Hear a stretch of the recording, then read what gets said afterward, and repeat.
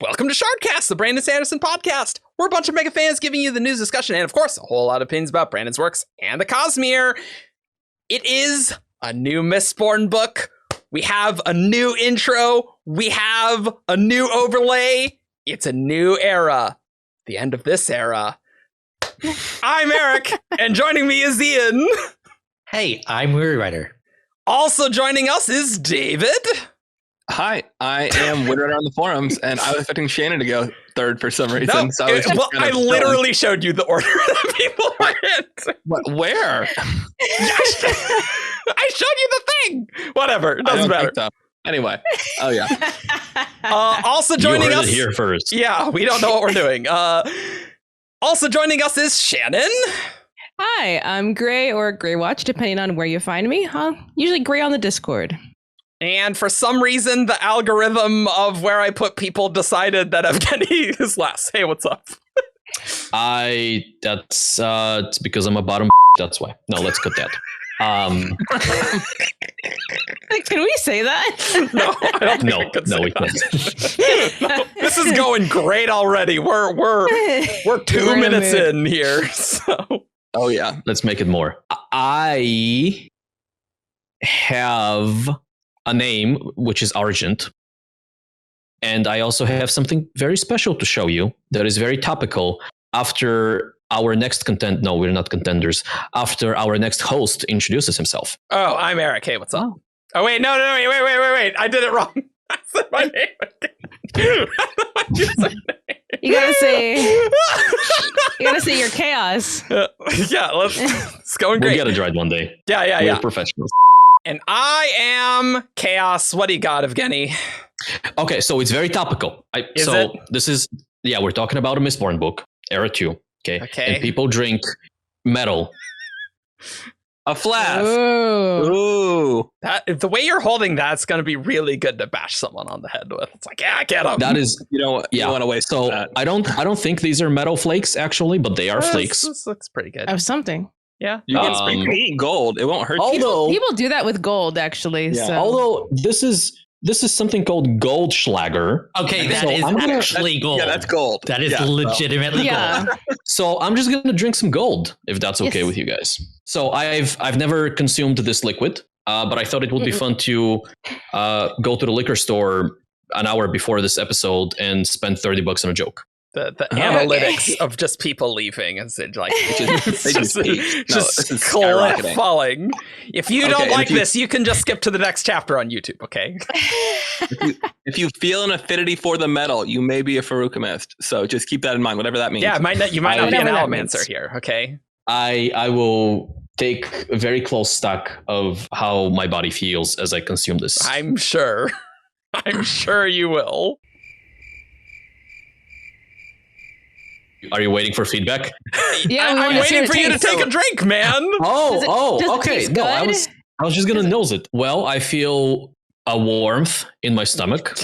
All right, enough of that. Let's get into what we're talking about. So, Lost Metal. It's been lost for 6 years since the last Mistborn book. We found it. We found the book, at least, and. Yeah, let's get in to talking about some spoiler-free thoughts. Obviously, the majority of this episode will be massively spoilery, but we'll have this little segment of spoiler-free thoughts for you all. Let's get into some spoiler-free thoughts for Lost Metal. Obviously, this will have spoilers for non-Lost Metal things, like everything before that. So, Era 2, and we'll have Cosmere spoilers in this episode, as usual and stuff, right? But this part will be spoiler-free on Lost Metal. So, some things to think about is, how does this book rank against the other Era 2 books? Was it a good conclusion? I want to start off because I didn't read the other Era 2. I didn't reread the other Era 2 books. Sure. So it's been the full 6 years since I've read an Era 2, another Era 2 book. Right. Because it's been 6 years in World as well. That's true. And World as well. I'm just, because I don't really feel like I have much to say, because my memory of the last 3 books has all metastasized into one sort of Era 2 blob. Okay. Being that there was very little context, I think this is great, but I also have no idea how it ranks compared to the others, and that's just so it's still a great book. And I think if you haven't reread the other books, Era 2 books before this, you'll still have a great time. They explain everything, and so that's me. No idea how it ranks, but you'll still have a good time even if you haven't caught up. I'll give it a strong 4. Okay. 4. Fair. That seems fair. Okay. Cool. Ian, what do you think? How do you like Lost Ian's Metal? thoughts. I think it was fine. Okay. A resounding fine. Yes. I would definitely rank it below Shadows of Self and Bands of Mourning. I think the book suffers from the whole being less than the sum of its parts. There are some very cool things here as a complete work. It's fine. I stole this for the review that I haven't yet recorded for by the time we're recording this, but I think that's a very good characterization. Less than the sum of its parts. To give a little bit more context on my thoughts, it's like, this is fine for a Brandon book, which is still very good compared to many other books I have read. It's just, I have higher expectations. I have higher expectations for Brandon, and it's like, didn't quite meet those this book. I don't think I'm quite that negative. I think that I am like a step above that, in that I would say for me, just talking about the plot, like I think Shadows of Self and Bands of Mourning are like top tier. Like those are, I really, really thought they were well written. And I think this, while being above Alloy plot wise, is a step below that. I think there's some stuff that I just didn't find as interesting.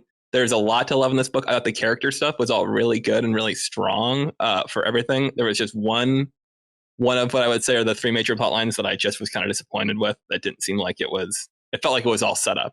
And I think a lot of the problems with this book, like, just tied back to the fact that it wasn't planned from the beginning, and it is kind of this transition series.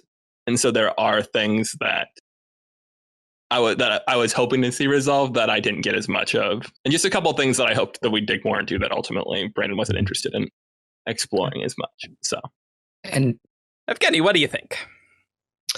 I am closer to David with this.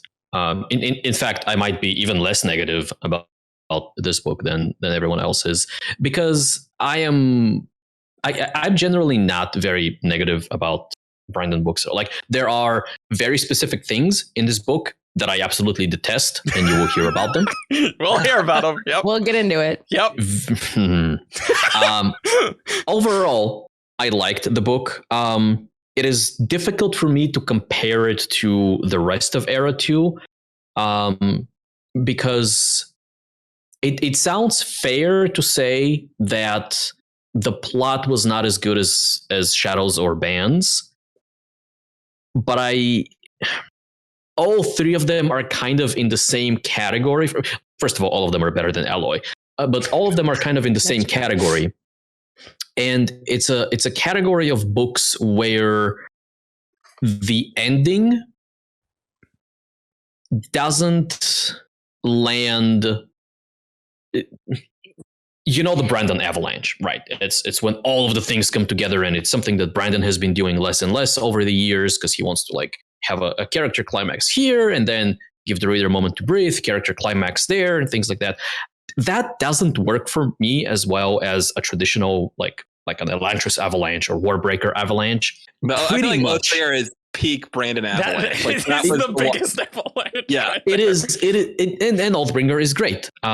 Originally, I rated Rhythm of War higher than Oathbringer, and I think it still might be there. Interesting. But that is because there are other things in Rhythm of War that I really, really like. And so Lost Metal lives in kind of a similar space to Rhythm of War, where not everything comes together all at once. The climaxes are a little more spread out, and that loses value for me. But also there are many other things in the Lost Metal like deep dives and connections and things like that are so exciting to me that they kind of make up for it, which makes this book feel very similar to Rhythm of War in all of these regards. So I would say I would rate it at a bands-ish level.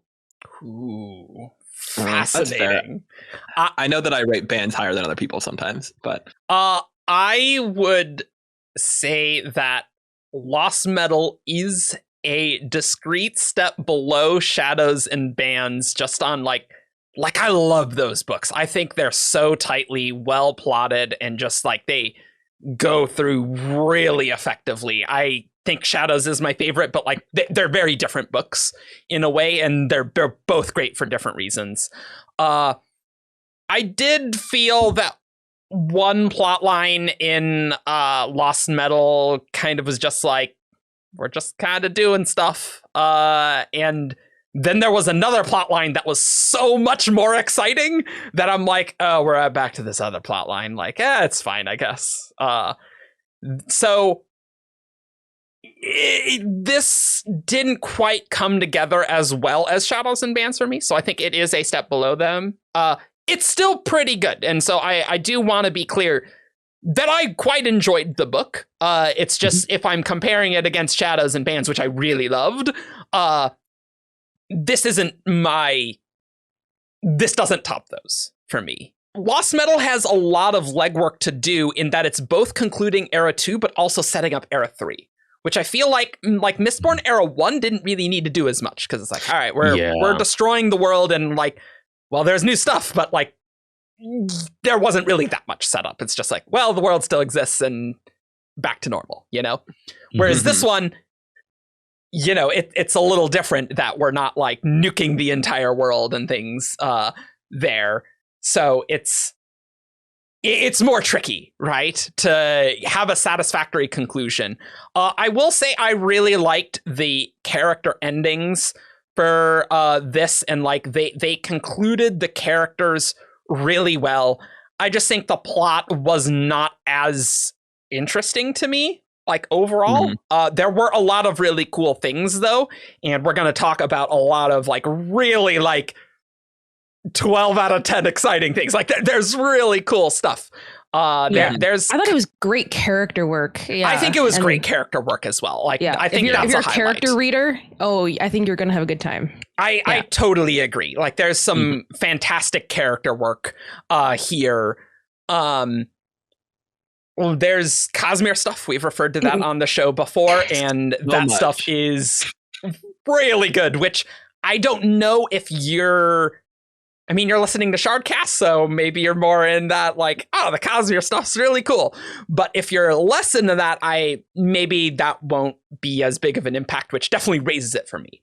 So I think it's definitely a step above Alloy. I don't think it's too far below Shadows and Bands, but it is a step below Shadows and Bands. I'm probably more where David is than where Ian is. I really like the ending of this book. There's some really cool stuff here. And even though there were, like, I can probably name like 5 or 6 different plot hooks for Era 3 where I'm like, well, this is going somewhere, which you really can't at the end of Era 1. I think that it does do a good job, like, capping off at least the characters of the series while leaving a lot more like, oh, this is going to be a thing in Era 3 and this is going to be a thing in Era 3. One thing that did occur to me, like, as we've been talking is like we were all like pretty big fans of Shadows of Self and Bands of Morning. I'm like, okay, like, why are we mostly putting those above this book? And I think part of it is that they were written back to back, and so they work very well together, which just makes me more excited for Era 3, because Brandon is intending on writing all 3 together, which I think will help make them a more cohesive whole. I think that's a good point, because like when he wrote Alloy, he like had some ideas, right? And I do think after that he like outlined these other books. I don't know how much he like specifically knew of Lost Metal, maybe just in the broadest of sense. Whereas I think Era 3 will get more of that Era 1 these are all complementing together. We're getting them soon after each other. Like, it's been 11 years since Alloy. That's not great, you know? Like, if you think about it, Alloy came in 2011. So if you're a new reader and you got to read these Era 2 books really close to each other, I imagine you like these a lot better. Luxury, seriously. I don't know. It's kind of interesting, not to get on a Skyward thing, but I think that series is kind of clunky as well because it's not all like perfectly outlined together. I think that series is a little disjointed. I think Era 2 is much more consistent in tone, in style, and things, but it doesn't feel like as planned as like Era 1, right? And I think that's obvious, right?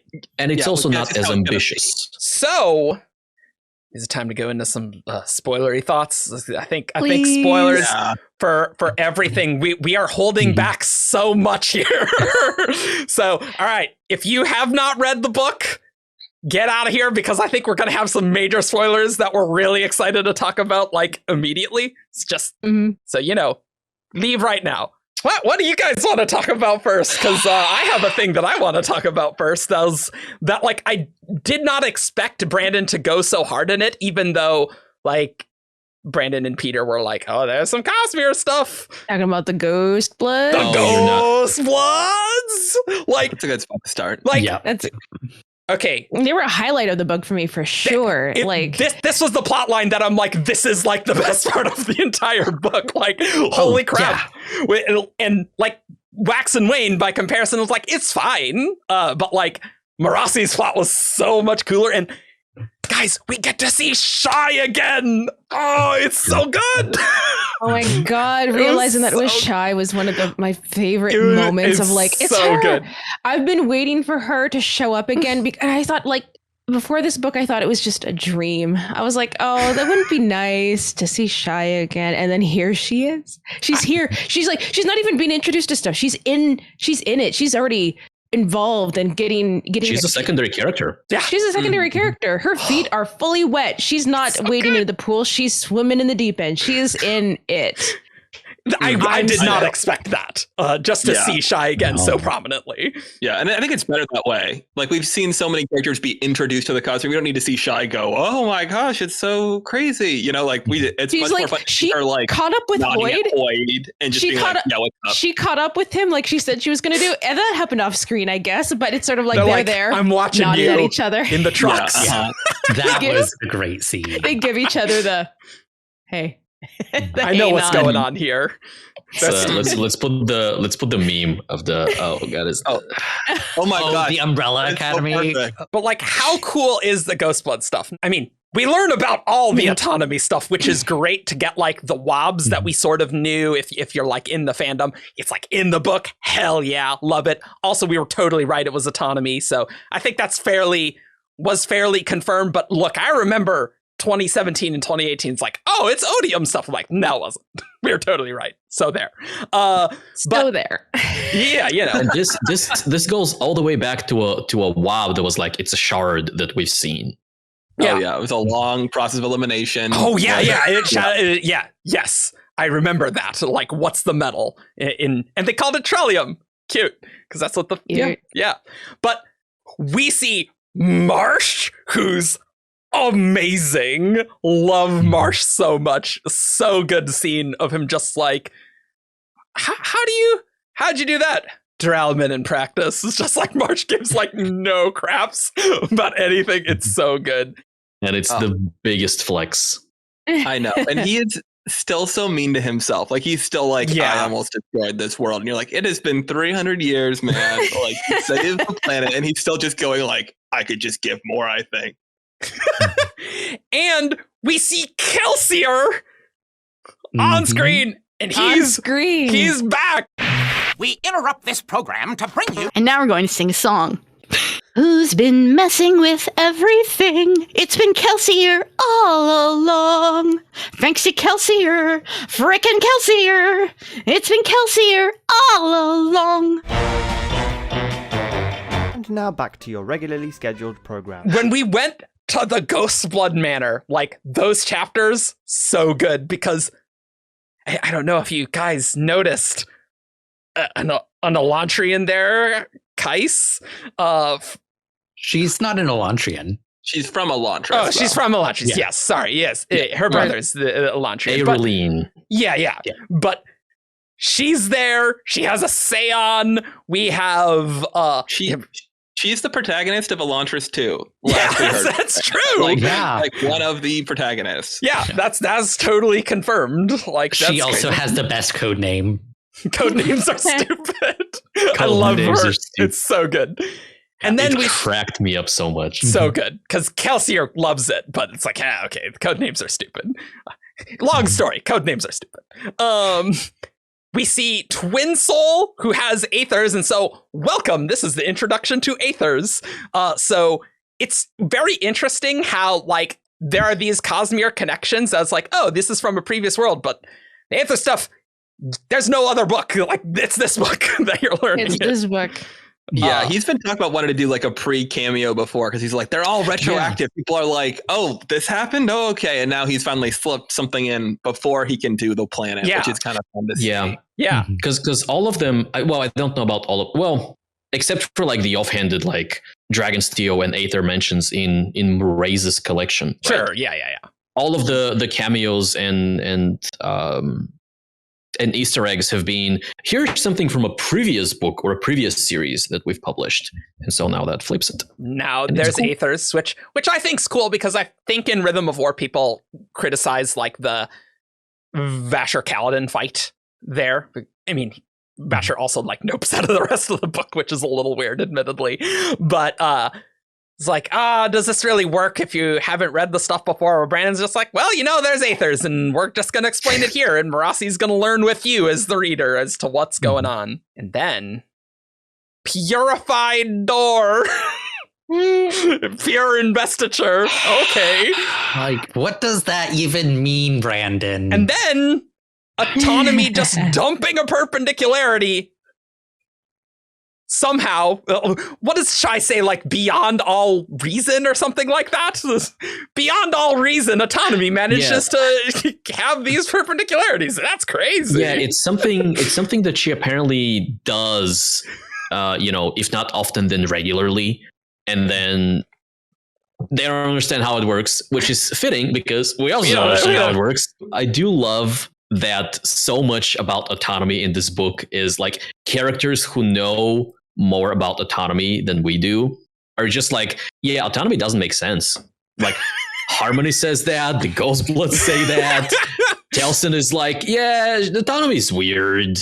She's autonomous. She's doing her own thing. She's doing her own thing. And then autonomy shows up to Wax and she's like, no one gets me. You get me though.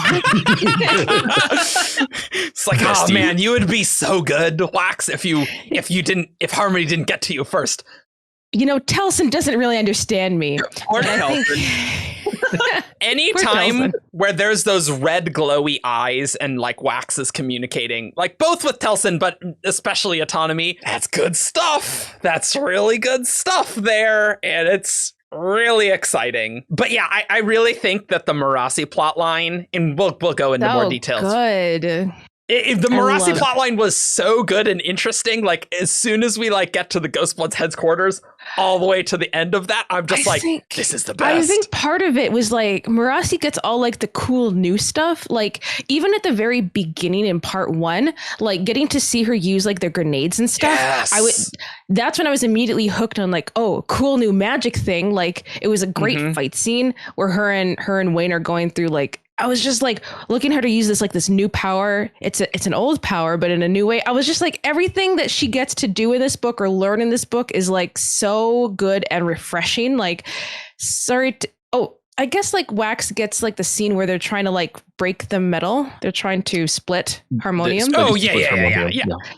That's the plot in the name of the book here. That's the plot of the name of the book. And so he gets that. But it felt like everything Marasi got to do was so cool and new and awesome. And it's fitting that Marasi gets all of the new and exciting things because to a certain extent, Wax and Wayne are the old guard. It's like they've been doing this for a very long time, whereas like she's the young, like not quite as young and plucky as she was in Alloy of Law. Like, she's been doing this for a decent chunk of time, but like, she is still the young lawkeeper. She's in her prime, blazing a new trail. I think that does contribute to some of like the uneven interest, though, because then Marasi gets all the cool stuff, and then you're back at Wax and Wayne, which is in the middle, and then you get a Steris, and you're like, oh yeah, Steris is in this book. Oh yeah. I did like Steris's stuff, but there wasn't a lot of it. I didn't like it. You didn't like it? It would have worked worse if there was more. Well, I mean, that's true. I guess I could just see the critique that it's like, I wish Steris, like, there was more substance to what Steris is doing. Because, Yeah, she like, kind of what vanishes she's for doing- large parts of the book, right? What she's doing is very important to her as a character.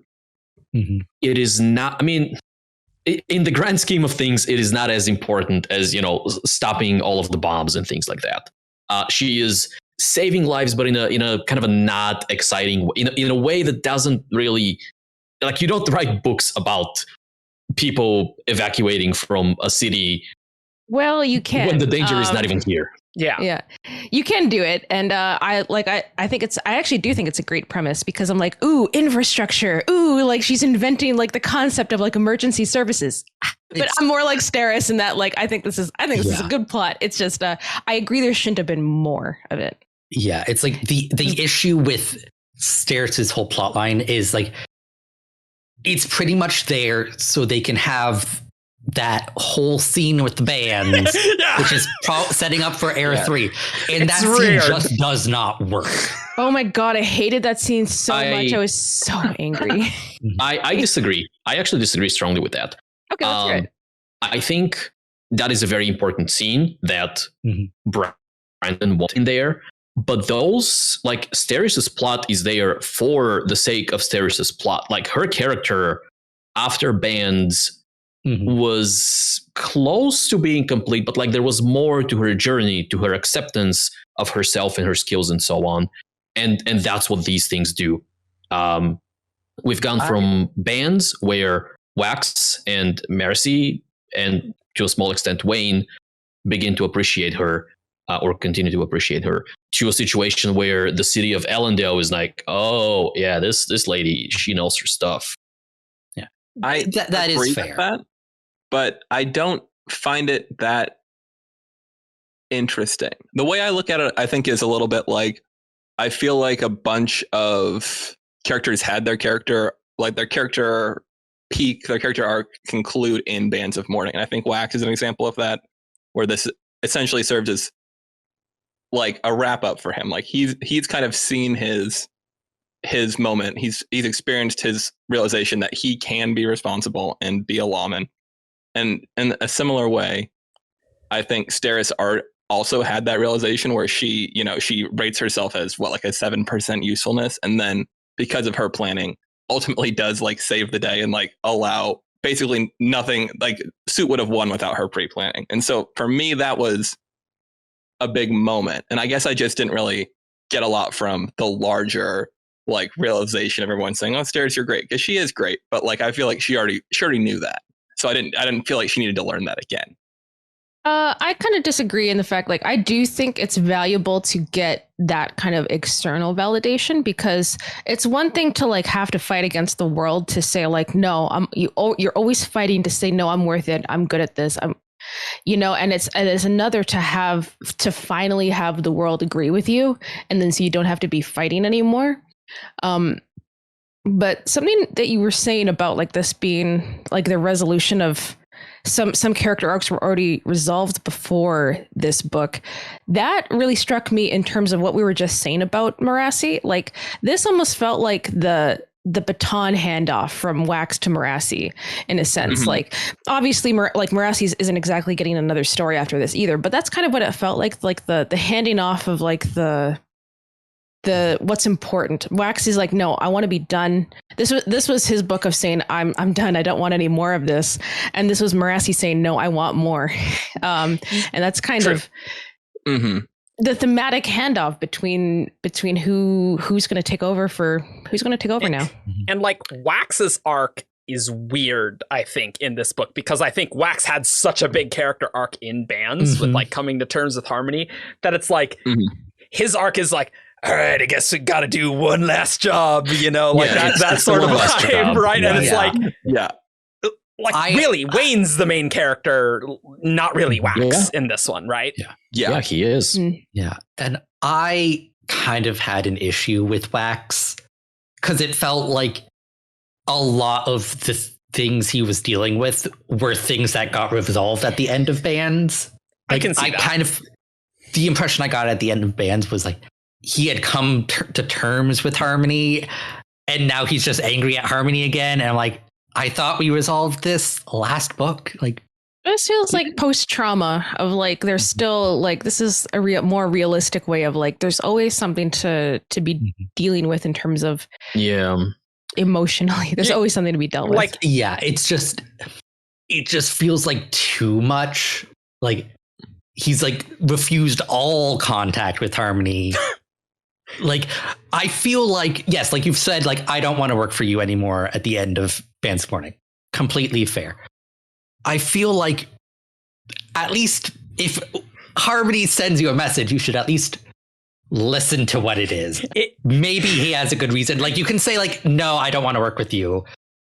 Because Harmony did try to reach out like a year ago, maybe before the sets plan was like right at the very end. Like maybe you should have picked up that call, Wax. Yeah, seriously. Harmony tried to reach out, so like it wouldn't have that was not the best call there, buddy. And I'm just like, why does that have to be Wax though? Like the world is full of metalborn. He used Meracy before, you know, like he has. Yeah. And so I do think that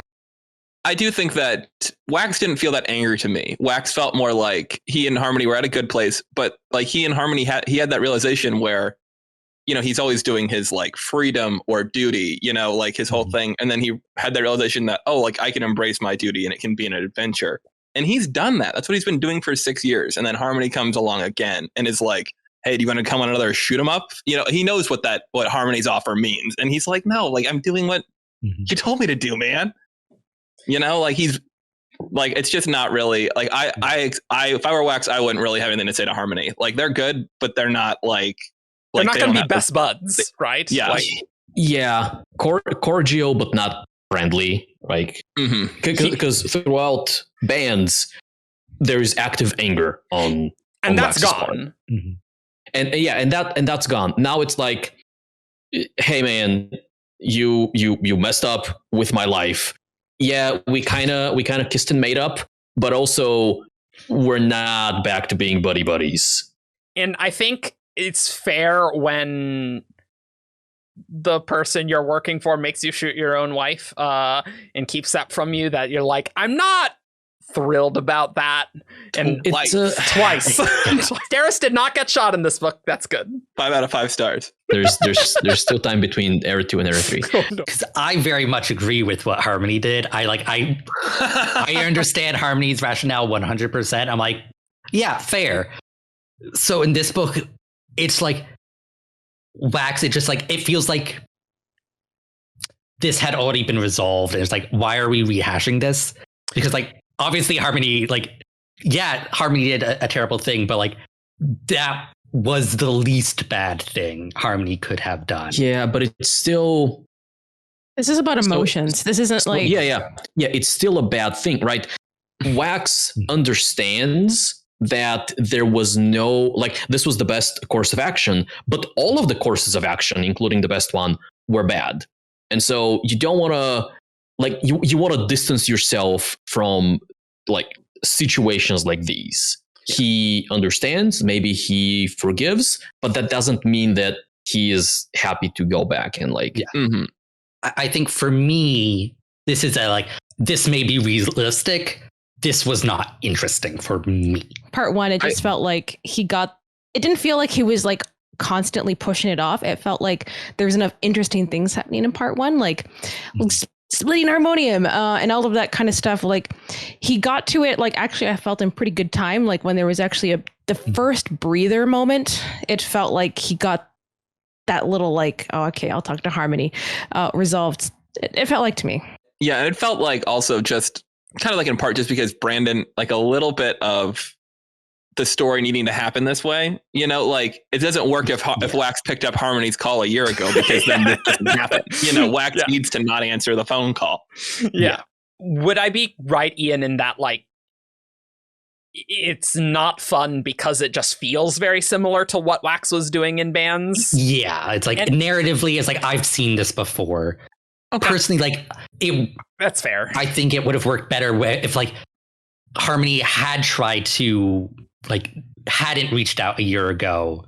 It's like he was trying to resolve it other ways, and it's just like, okay, it just reached a point where it's definitely like, need hey, you or like something. we need you. Like there is no other option. Like I tried everything I could.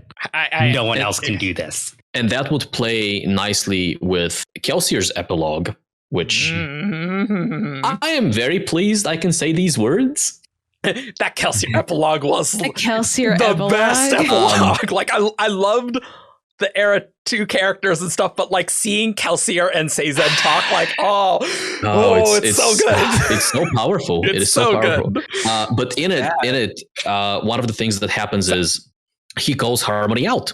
He's like, hey, you waited too long. This was down to the minute. You messed up. I had it in hand. I had. Like, did you? Did you have it in hand? You're lucky that it all worked out this way. Yeah. And you can feel the weight of history there. You know, it's so good. I agree that it would have been it would have worked nicely to like tie in. Oh, Harmony thought he had it in hand, and he was trying other things, and they just weren't working. And so, as a last ditch effort, he's like, "Hey, Wax! Hey, my loyal sword! Go stab some people with a shotgun." It is amusing, though, like just in the book that we got, that it's just, oh yeah, Wax just didn't pick up the call when it's like really bad stuff's happening. Like, I don't know if that was the best call there, Wax, but okay, this is so. Why did it happen? So the book could happen. Like that's the real story, right? But also you could make the argument that Harmony like could have been more insistent. Like, I mean, he probably should have been more insistent rather than trying to respect Wax's wishes. Yeah, like, that probably would have been a better plan for sure. I think it's interesting, just like listening to us talk to, that Harmony didn't reach out to Kelsier, really. You know, like Kelsier is well positioned to do something, and he's like, oh, well, you get agents in the city. Open question how much the Ghostbloods knew. Like when I was going through this a second time, I was really struck with how many comments the Ghostbloods and Kandra had that like they are not on really good terms. Like there's a lot of references to how like Vendel like is like, I can't talk about the Ghostblood symbol. I'm forbidden to talk about it. There's a bunch of lines that's where the Ghostbloods are like, if we work too much out in the open, like a lot of groups, including Harmony, will like get us. I was like, whoa, they're not on good terms at all, which is really interesting. And I want to see a lot more of that dynamic. Yeah. Like that's really core fascinating stuff of like, what did you two do? And then there's the stool comment with like, you know, Sazed's the tripod, the three-legged stool. And like Marsh is really important to that. So like, how does that relationship all work? Very interesting. And does this confirm at long last that Spook is in fact dead? I think it does. Because I think Spook would be part of that. If like, I suppose you could say it's like, well, you know, the old crew, they always shaft Spook, so maybe he's not in the same tier as Kelsey or Marsh Sazed. But like, I if he was still around, I think they would talk, right? They would be part of this old crew. And Marsh seemed to be like, well, it's like they're the only three that are left from the crew. So although they aren't counting 10 soon either. Although to be fair, I guess only Sazed was tight with him, but. Infant. The old crew here is very much the final Empire crew. Yeah. Not what came after. Yeah. Kelsier. But and let's be fair, like we wouldn't count Spook on the same tier as Kelsier and Marsh, right? If you're thinking of Final Empire crew, yes, but like Spook really grew in there. Go watch our Hero of Ages span reads or Cosmere Beefs or anything where Ian gets to talk about Spook and you can learn more about his opinion about Spook. But like, I think they're dead. I think Spook had a long life. I think he's dead now, for sure. This book definitely made me really want a Mistborn Secret History 2. Oh yeah. Which, who knows if that will ever happen. Yeah. If there will be time kind of for begs that. for one. There's so many questions. Like even outside of the questions, it is astonishing how much essentially nostalgic power there is to like seeing Marsh and seeing Kelsier and seeing Says on screen. It really is. And I had, when I was going through the book, I was getting concerned that my top 10 had a lot of moments that were like Cosmere stuff, Kelsier stuff, and not a lot of the Era 2 character stuff. But I will say, that stuff is pretty good. And I've got to say, especially Wayne, like when I reread Era 2 in preparation for this, I found that I disliked Wayne a lot less, and like less than I remembered. Like I remembered him being more annoying than he actually was, which was really good. Did you reread the rest of Era 2 before or after the Lost Metal? Before. Okay. Yeah, so before, so in prep for Lost Metal, I reread all of Era 2. And then this book, we really get the things that I think we've been saying all along, some character development for Wayne. And like, this is Wayne's big arc. And like, I don't think Brandon could have done it earlier. Like, I feel like Wayne in Era 2, I think, at a high level, worked out really well, I think, because it's like, he grew and grew, and this was the book where it's like, okay, it's time for Wayne getting his big character arc and coming to terms with himself. And he's been slowly doing that, like more in bands. He was so good in this book. It was really good. And he got to be the big damn hero. And that was so good. Also, like, thing from the beginning, him just turning out to be super rich. It's like, as soon as like we started getting dimensions of like the two guys in suits like coming and like everyone assumes like they're trying to collect money. I'm like, I was immediately like, no, like he's super rich or something. So like when we got this scene, I'm like, yes. Especially with like, oh, you really invested in electricity. That was a good bet. It's like, yeah, I bet it was. Like that was so funny. Master Wayne. Yeah. Master Wayne is just that's true. That's true. Yeah. The electricity thing is actually something I really like as a small shout out to Back to Shadows. Yep. When he was pretending to be the Scadrian Edison, essentially. Yeah. And Scadrian Tesla's daughter approached him and they had a conversation. And he's like, "Oh, that's okay. Yeah, the guy I'm pretending to be is kind of a jerk. I should deal with that." Yeah, like that was really good, right? And another like tiny thing. Wayne invents organized team sports. Yep. It's true. Noseball. This was ages and ages ago. Like there was an Atlanta signing. Yep. And Ben McSweeney was there, and like they were having a conversation, and Brennan like made a point to say, it's like, there are no organized sports on Scadrial. That's a plot point. And to just finally see the fruition of what that meant. Because it's like, what does that mean, Brandon? How is organized sports going to be a plot point? It's like a very minor one. I will say that Wayne scene, I loved the investors like, Master Wayne, you just have too much money. And it was just so funny. And like, you have to diversify. You have to diversify. It was so much better than at the beginning of Bands of the Wacky Wayne hijinks that I absolutely hate. Whereas like this scene where Wayne's like, okay, I'm going to put on the hat and be rich person Wayne and go through that. That was legitimately really fun. And I don't know, Wayne just really clicked for me here. And it was so good to see him like be friends with Renette and stuff. Oh, so good. So you mentioned the hat, and I like that, and it was quite nice that he put like an accountant's hat, and he's like, okay, well now I'm gonna talk all fancy and stuff. That reminds me. That reminds me of his very last scene, right? Yep. Or almost the last scene, in which he quote unquote puts on says its hat. And, I don't wear a hat. It's like, well, come up with something. And well, so the moment after that, like when Harmony gives him like the terrace earrings, and his accent switching and going, I might remember that off the top of my head. Hold on to your robes, dear friend. You haven't seen anything like this, I think. I noticed that it was like I think at the end, and I was like, oh, I kind of missed that too. Yeah. I'm like, yes, good. It stood out so much, and I was like, oh, it's so good.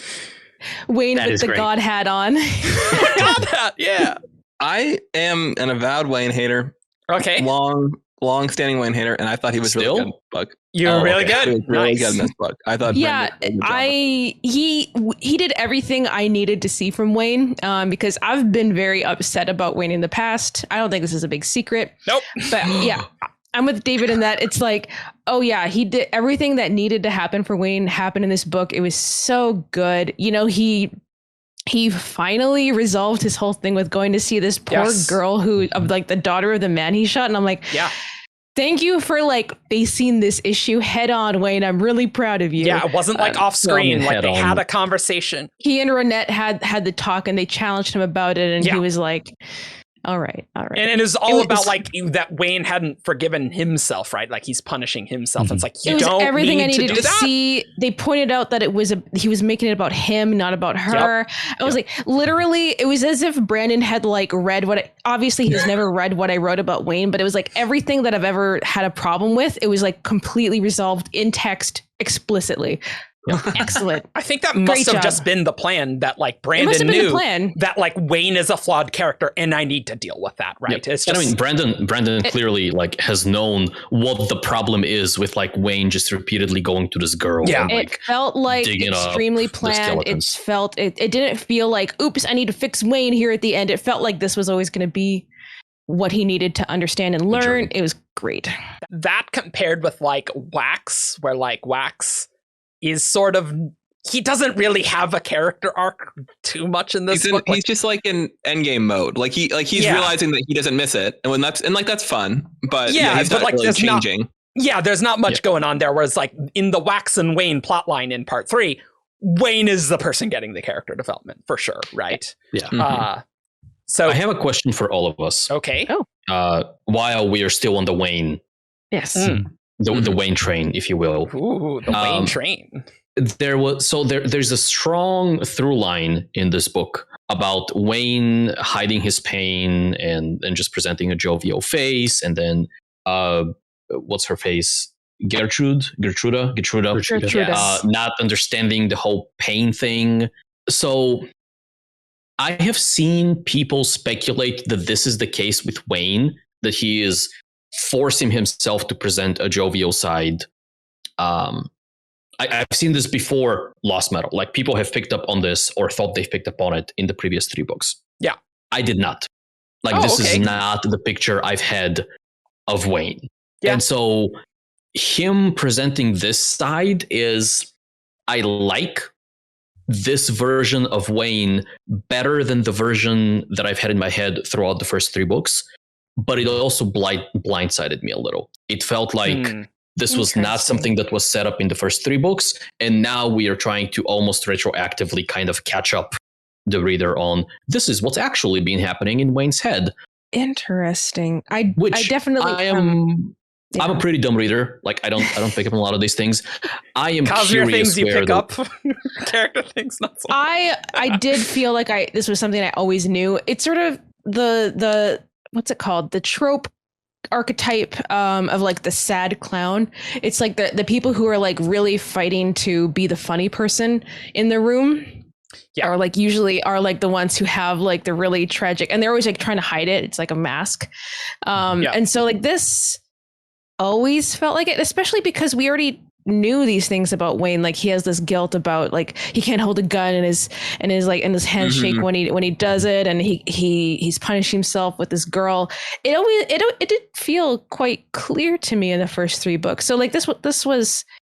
It didn't feel like this was the reveal of Wayne. This just felt like he was finally facing it to me. I think that's right on. I think the gun thing is a big evidence that there's something really strong going on. Yeah. And I think when you look at when he turns on his zaniest part of his persona, like now that I'm thinking about it, it's in Shadows when he's going to see the daughter of the man he killed, and in Bands where he's going to tell Renette that he's going to leave her alone, which is weird as that is something he doesn't want to do. And so both times he's kind of psyching himself up to go do something he doesn't want to do, he goes like zany, and now he is being a little more he's being a little more honest about that he's experiencing pain. And I think what Argent is picking up is that like for the first 3 books, it was subtext, whereas now it's just text. Yeah. Mm-hmm. So it's like if you've missed it, like here's what's actually going on. If you picked up on the subtext, like you already know all of this. And I think it works well either way.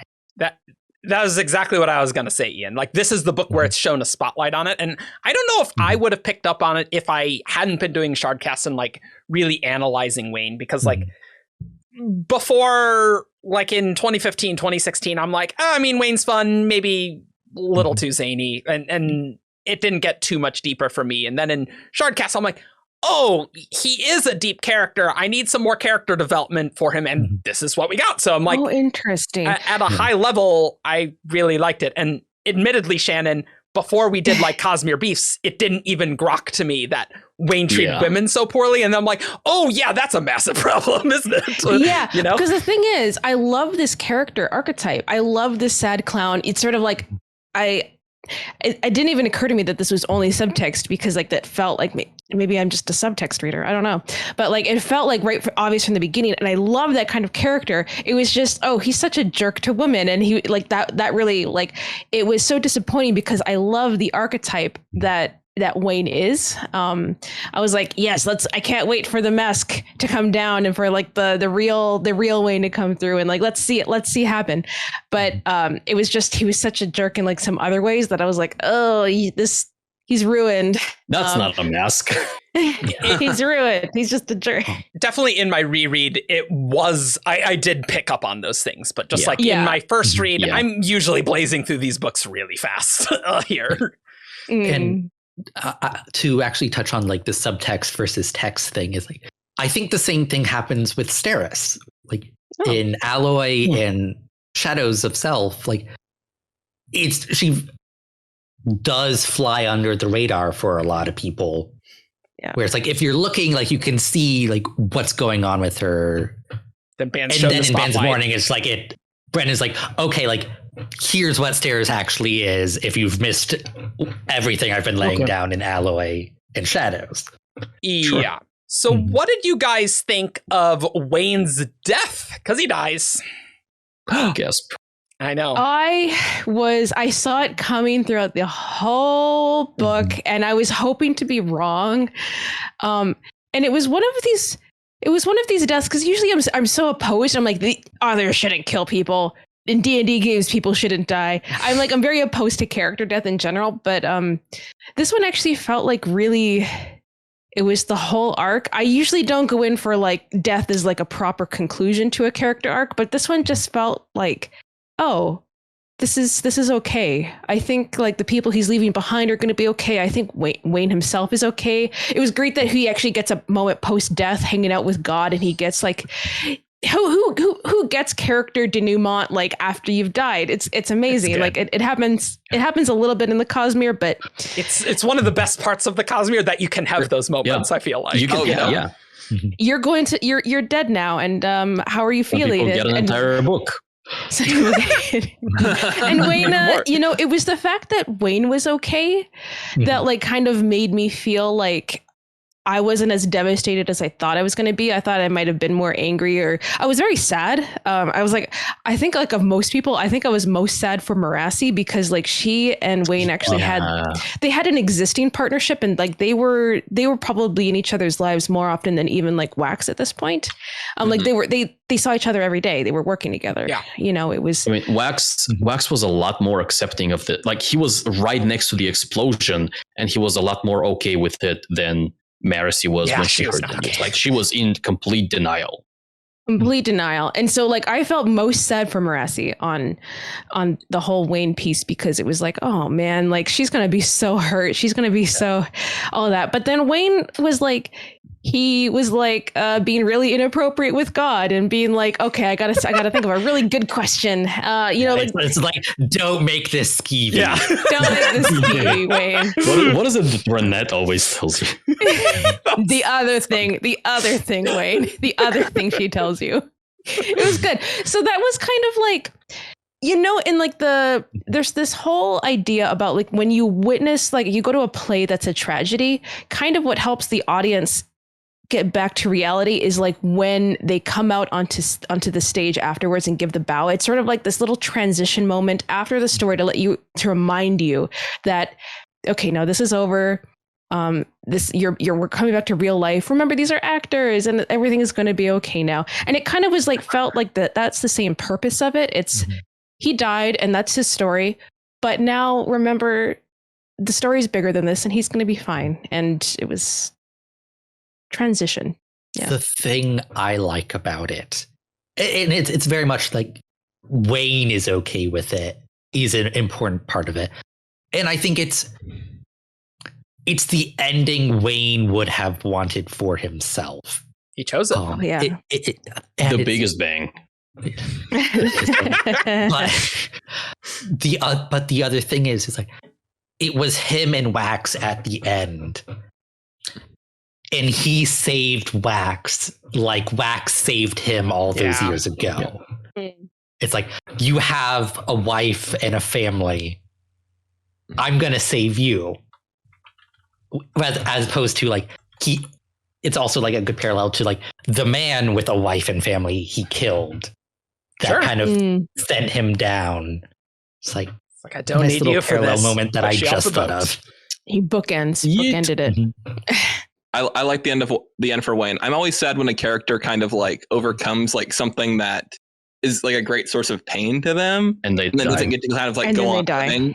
Like, you know, like Wayne was felt so guilty and just kind of felt so self-loathing for so long that it is always sad for me that he doesn't get to live life a little more joyfully. And like that's what happens when people die, you know, like that's kind of the cost, is that's why there is a sacrifice to this. So I think that ultimately it still works. I did always like the theory that Harmony would transform a dying Wayne into a Khandra. That was a theory. I think that would have been a great thing for him to do if he hadn't been literally blown to smithereens, and it would have been unsurvivable. Yeah, I guess literally can't. Yeah, but I always thought that would have been fun. But no, I think it was well done. It's always tricky because either, I mean, I guess there's three choices: don't kill Wayne, or if you do kill Wayne, like, does he resolve his character arc or not? And like, I think it's more satisfying if he does resolve his character arc, right? Rather than we kill him and he's still in the loathing and pain. It's like, way that more would tragic. That would be way more tragic if he dies and he still never got to... Yeah, I really liked his death. It just, in the whole book, Wayne's like, no, I am the best with Bendeloy, and the line with Harmony where it's like, I thought I was bringing Wax back, but it turns out I really needed you here. And I was like, oh, shivers, so good. And like, basically, probably the only person who could have done that would be Wayne. And I felt that was really awesome. And he did make the choice to do it.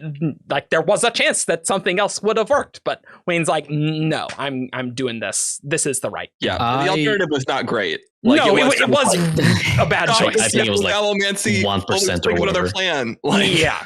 The thing that I liked so I would say the death felt very appropriate, and I don't know if I can describe why that is, but reading it was like, okay, yeah, this is a good end to a character arc. probably my favorite thing about it, though, is the way it essentially bookends the book when you look at the prologue. In the prologue, Wayne's mom tells him a story, the story ends and she quotes a poem saying, "You're whatever you want to be, Wayne. You're the wind, you're the stars, you are all the endless things." And then Wayne's last chapter ends with, he's like, "I knew you'd glow," which is a callback to another thing where he's like, "Oh, I think Harmony is going to glow." And then he goes, "With that, Wayne stretched into another place, into another time. He stretched into the wind, into the stars." Oh, I missed that. Oh, that's things. good. Oh, yeah. That's good. Like, Brandon is not known for like poetic prose or anything like that. But every now and then he does a thing. And I'm like, oh. He does it very really intentionally. He doesn't do it like all the time. Spot. And like when he knows when it is very appropriate to do, and it has an impact, which I like. And when he does it, it lands so well. Yeah. And like at a death scene, you want to be poetic, right? Yeah. Mm-hmm. I do think that sometimes he wants to do a little more of it, because he's said before, like, I get told you can't be Gene Wolfe for one paragraph, Brandon. And well, that happens once. But yeah, I like that quite a lot. And I also liked kind of the post-mortem, hey, Wayne is taking care of the people that he knows or now realizes that he's wronged throughout his life. He leaves a bunch of money to Alejandra. Ariane or Alejandre? Alejandre. The girl, right? Which, by the way, like her POV with like the scenario she's in, where her landlady is a complete asshole, like, and like her dreams are destroyed and things. Like just screw everything about this situation. Yes, Wayne, give her like, make her, what was it, like the third richest person in the basin or what? Which was great, and she's just like, what?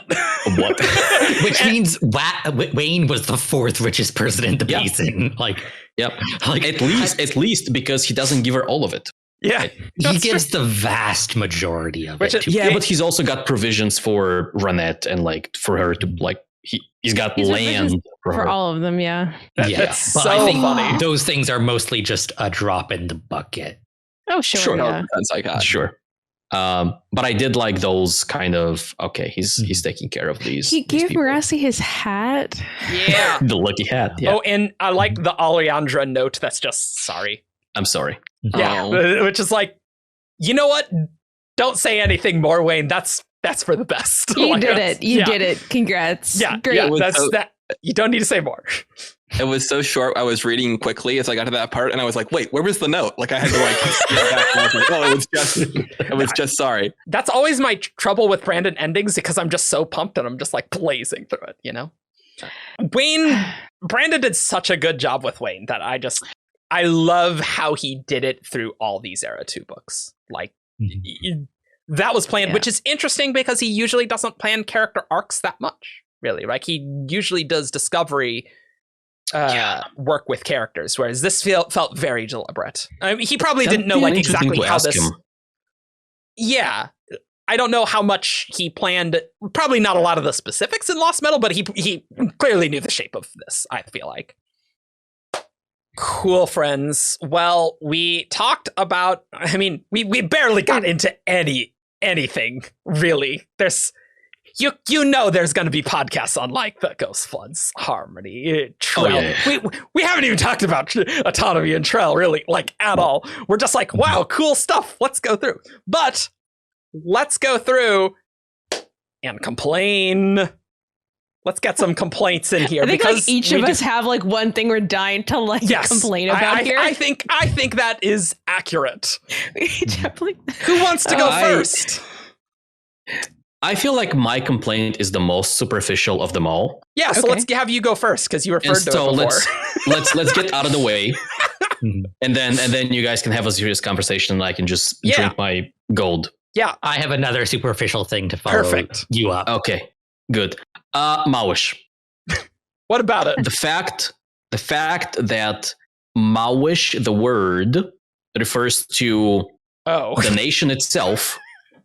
the people who were from that nation. So like the country, the demonym of the country, and like essentially everything that has to do with the Malwish is just Malwish, right? And the southern continent itself, like the continent. Well, the continent itself is not Malwish. It's the kind of the European Union of the southern continent essentially is the Malwish consortium, which I'm okay with. The people from the nation being known as the Malwish people or the Malwish nation, I'm okay with. Calling the nation itself Malwish, it's like calling England English. I'm going to English to meet with my English friend. I just wish English friends where we're going to speak English. I just wish we had a southern continent name, you know? Like, come on. Brandon? You don't have a northern continent name. Like, I know, like, naming your own continent is kind of a weird... If you look into continent names, it is weird. It would make my life a lot easier if that place had a name rather than just the Malwish Consortium, which is not the name of the continent, but just, this union, group of right? nations. Yeah. Especially given we now know some locations in the Final Empire live upon the southern continent. Yeah, as we have observed in the new map. If you look closely at that map, that depends on where you draw the border between the north and the south. Remote dominance, man. That same coastline. Pretty much on the southern continent. I think the remote dominance could have been the southernmost tip of the northern continent of the Final Empire, essentially, and it could have been like either Burnlands or an ocean or whatever, and then all the way down south, it could have been the southern continent, and then Sazed could have like glued. I think it would have to have been, but structurally, the way it's laid out now, the remote dominance is on what I would call the southern continent. And it's just so weird how close it is. Brandon has said readers of his books have line item veto for like anything that happens. I'm like, I am exercising that for this map. Like, I am going to ignore its existence because it completely shatters my sense of disbelief. Like, because it's just too close. It's just too close. Like, it's just like they are very close. It's like, I can believe that, like, yes, the Basiners like don't go out and explore. That is more plausible when there's an entire ocean between. When it's like a 2-day boat ride down the coast, I'm like, you are no longer like insular, you are idiots. And I'm like, which I don't think Brandon, like, I don't think that's a vibe Brandon is going for, but like, that's what this map says. It did make more sense. It's interesting. Yeah.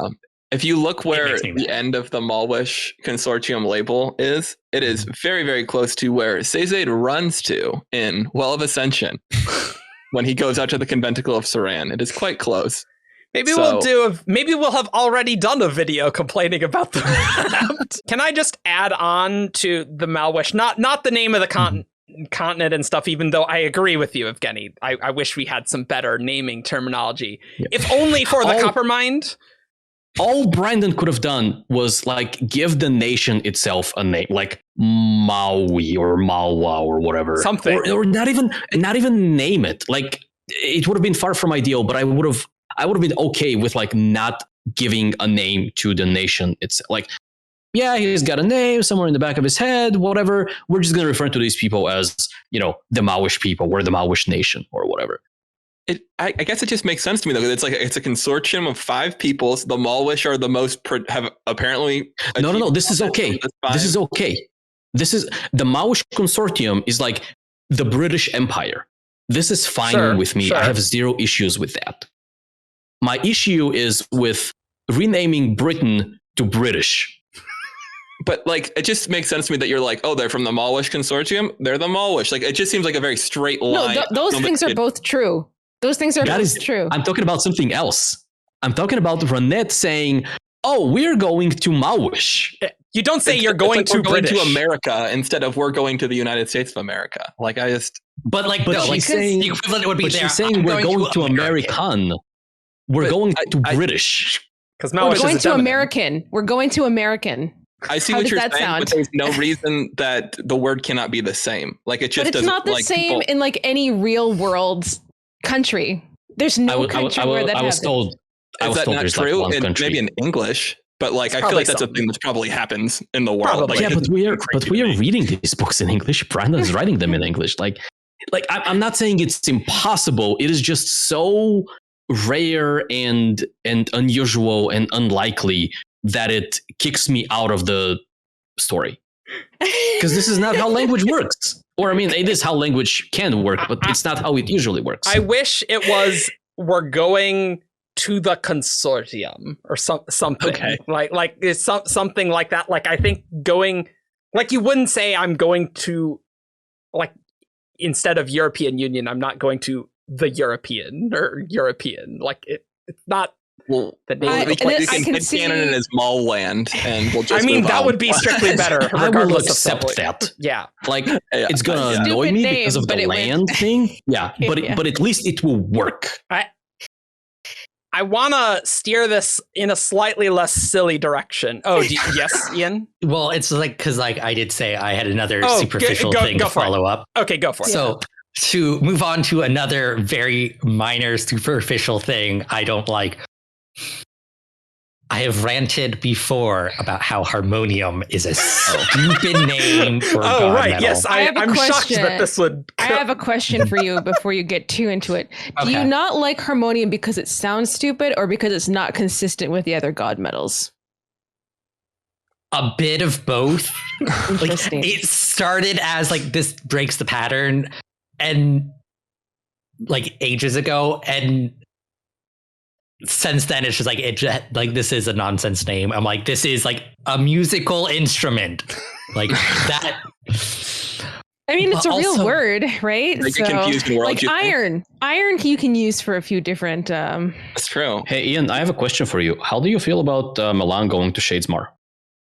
I also hate that, but I wasn't going to bring it up. Oh, it's a good thing Jess Because, isn't like, I here only for have this so one. much to eat, She'll be in and the I'm next just- I am one. 100% devoting it to this.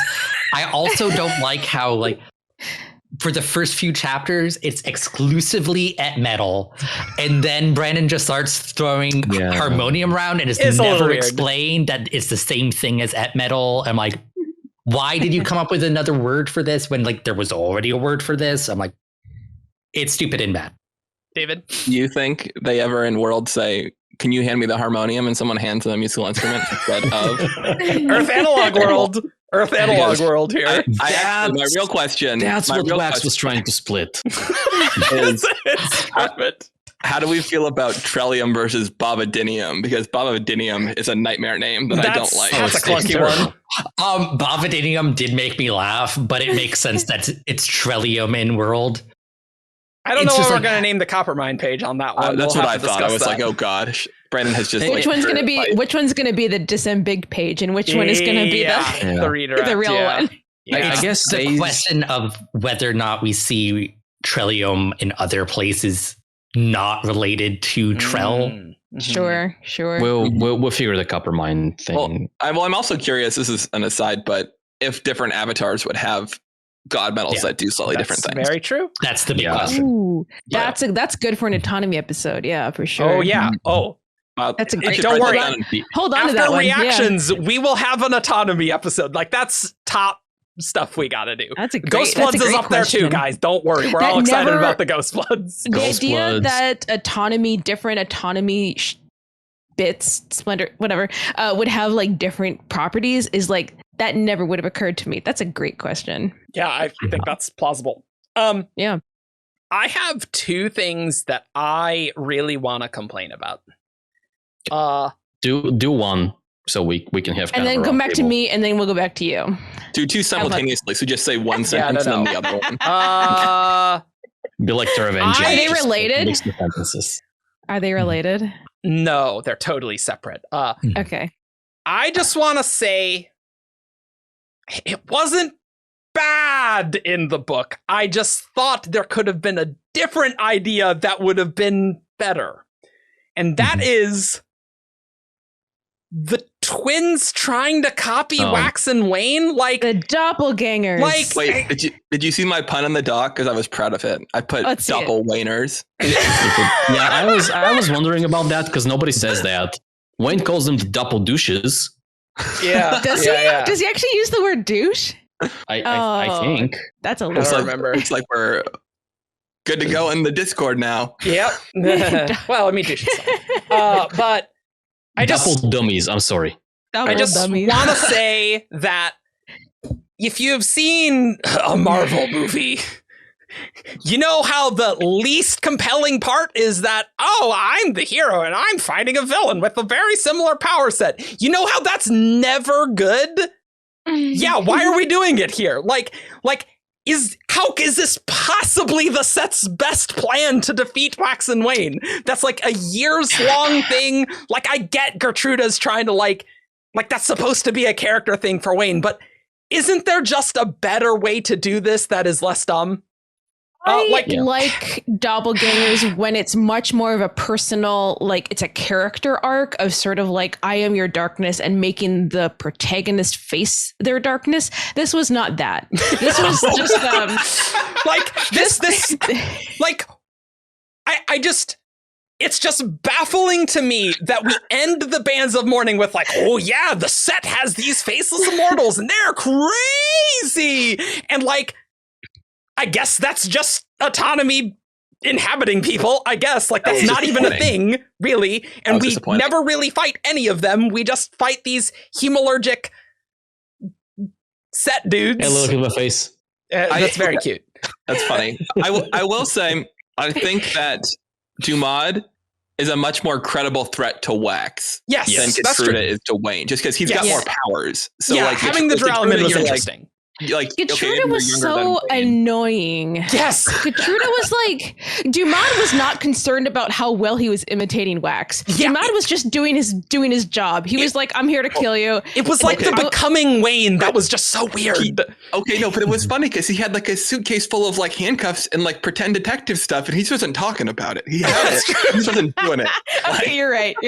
No, he didn't have the pretend detective stuff. He had he had the handcuffs, which who knows why he had those, and he had the metal button, like the one metal button. He's cosplaying, like he is. He's just not like interacting. Well, I think it was because he actually successfully used the handcuffs in a really good strategic, tactical manner that I thought like I can buy the handcuffs. I was just like, oh yeah, pick someone up and then they won't survive to fall down with you. Amazing, love that. Like I think Dumad was okay. Dumad was okay. It's not the application. I just think the idea is like, why? Like, I just like from a concept, I think it's just a bad idea. Like, just straight up. Part of me is wondering, like, was it just that like Wax and Wayne didn't have enough people trying to stop them? Like, because Telsin had her own specific arc like with them, and he had like Wax had to be able to lose her, but they also needed some more people standing in their way to fight. It felt like that. So sort of like, and if you're going to have obstacles, might as well make them interesting. But I thought it was way more interesting, like fighting their way up the tower. Like, even though those were faceless mooks, like the moment when, like they're fighting and Wax is super like going into himself about like, I'm killing all these people. They're trying to kill me, and that's fine. But like he's so down, he's killing these people. And then Wayne like talking to the others, like, get out of here. Please leave. Quick shout out for Sazed sending Wax the Battle of Luthadel in his brain. Oh, I was gonna talk about that later. So good. I love that moment so much. That's so good. Powerful moment. And they were done with faceless mooks. That was a great character moment. They didn't need to be interesting for. I did like their last fight where they switched it up. Like, that was interesting, but I just can't shake that. Wouldn't it have just been more cool if they fought like some scarier trail things? And it's just like, they're just guys trying to become them. And I'm like, I just think it's dumb. At a concept level, I don't like it. I think there was this one line that I thought was interesting enough that like it kind of moved it from I really dislike this to I'm okay with this, but I don't like it. And that's like the bit where Dumad is explaining why, and it's sort of their misunderstanding of what autonomy wants from them. It's because Telsin as their leader, like, has this sort of warping of what she thinks autonomy is about. And that's kind of like what all the set are thinking. Like, they have this, they're looking at one side of autonomy and they don't know. So this kind of made sense to me, is like, they don't really know what autonomy wants. So they're just trying this thing of there's a niche. I have to fill the wax niche. No. That's not really how autonomy thinks, but I see how they got there. And I It was still suppose weird. that's like you can't have still the weird. autonomy forces there because the whole point is like, are the set good enough to actually rule this world? I don't know. Let's find out. Right? I get that. Mhm. I just don't think this was a very good plan of the set. But Yeah, the thing that is weird to me, right? I can accept that Getruda and Dumad are just weird and they're doing dumb stuff. Yeah. What I don't like is that the set decided to, and I think Eric, you touched on this earlier, that the set decided to counter Wax and Wayne by mirroring their powers as opposed to going, hey, we have all of these spikes that we can pick from. exactly. What counters allomantic steel the best? Obviously, Let's- if you have a mirror match, the people who are more experienced are going to win, even if you give Dumad Duralman. Like, come on. Like, Well, okay, but he had his seeking. He did that's that true. as well. That's true. And I yeah. think he had something else. He had Wasn't he a leeching. leecher? So he Yeah. he Yes, leached. Nitrocil. He didn't use that not much, Nitrocil, but he but did have- chromium. He used it. I thought it was used to right. great effect early on when they were early in on. the air. They were in the Oh, yeah. air. That's a great time to like leech a pusher. He leeches Wayne at the end as well. I Oh, think. yeah. Okay, yeah. Yeah, but yeah. Wayne's like, whatever, I have millions of millions of Bandalloy. notes worth of bandalloy in my sock. Yeah, It's like- Getruda could have used like an edge for sure. Like that, she was doing well, I thought, for being someone who did not have Wayne's time to experience with the powers or Yeah. potentially fighting. But And I think part of the issue is also that these are both characters that showed up in this book for the first time. Brennan wanted like a more personal enemy, not just the faceless mooks. But we as readers don't have any connection to them. So like in the alternate reality where Brandon wrote Era 4, the 4 Era 2 books back to back to back, I would have liked these two characters have shown up in Shadows or something, like as like normal people. It's just like the one-off scene from like the other people is one of these, is like, and they just get curb stomped to like What give about- them emotion. Like, why are they? Yeah. Why do they want to right. take Yeah, down that would be Wax and cool. Wayne? Or maybe Dumad is a fan of Wax or something. see, I was thinking about what's his face? Who was the guy who was the leecher that we already know was a member of the set? Eric. Oh, Who- yeah. Right. Yeah, who Oh, had like a whole Professor Eyrick. subplot where he's like also dying and trying to like find a way to like Yeah, cure where'd his that like go? wasting sickness. Yeah, I Nothing. was like, is he gonna come back? And Nope. he did not, which I was disappointed in. That would have been definitely better. It's always hard to introduce new villains in the finale, and it's just they did not work as well as I think they needed to. It was like what I want to say is like I feel like what would have been interesting about doppelgangers is always like to drive the main character arc forward, but they were not necessary for the arcs that Wax and Wayne were going through.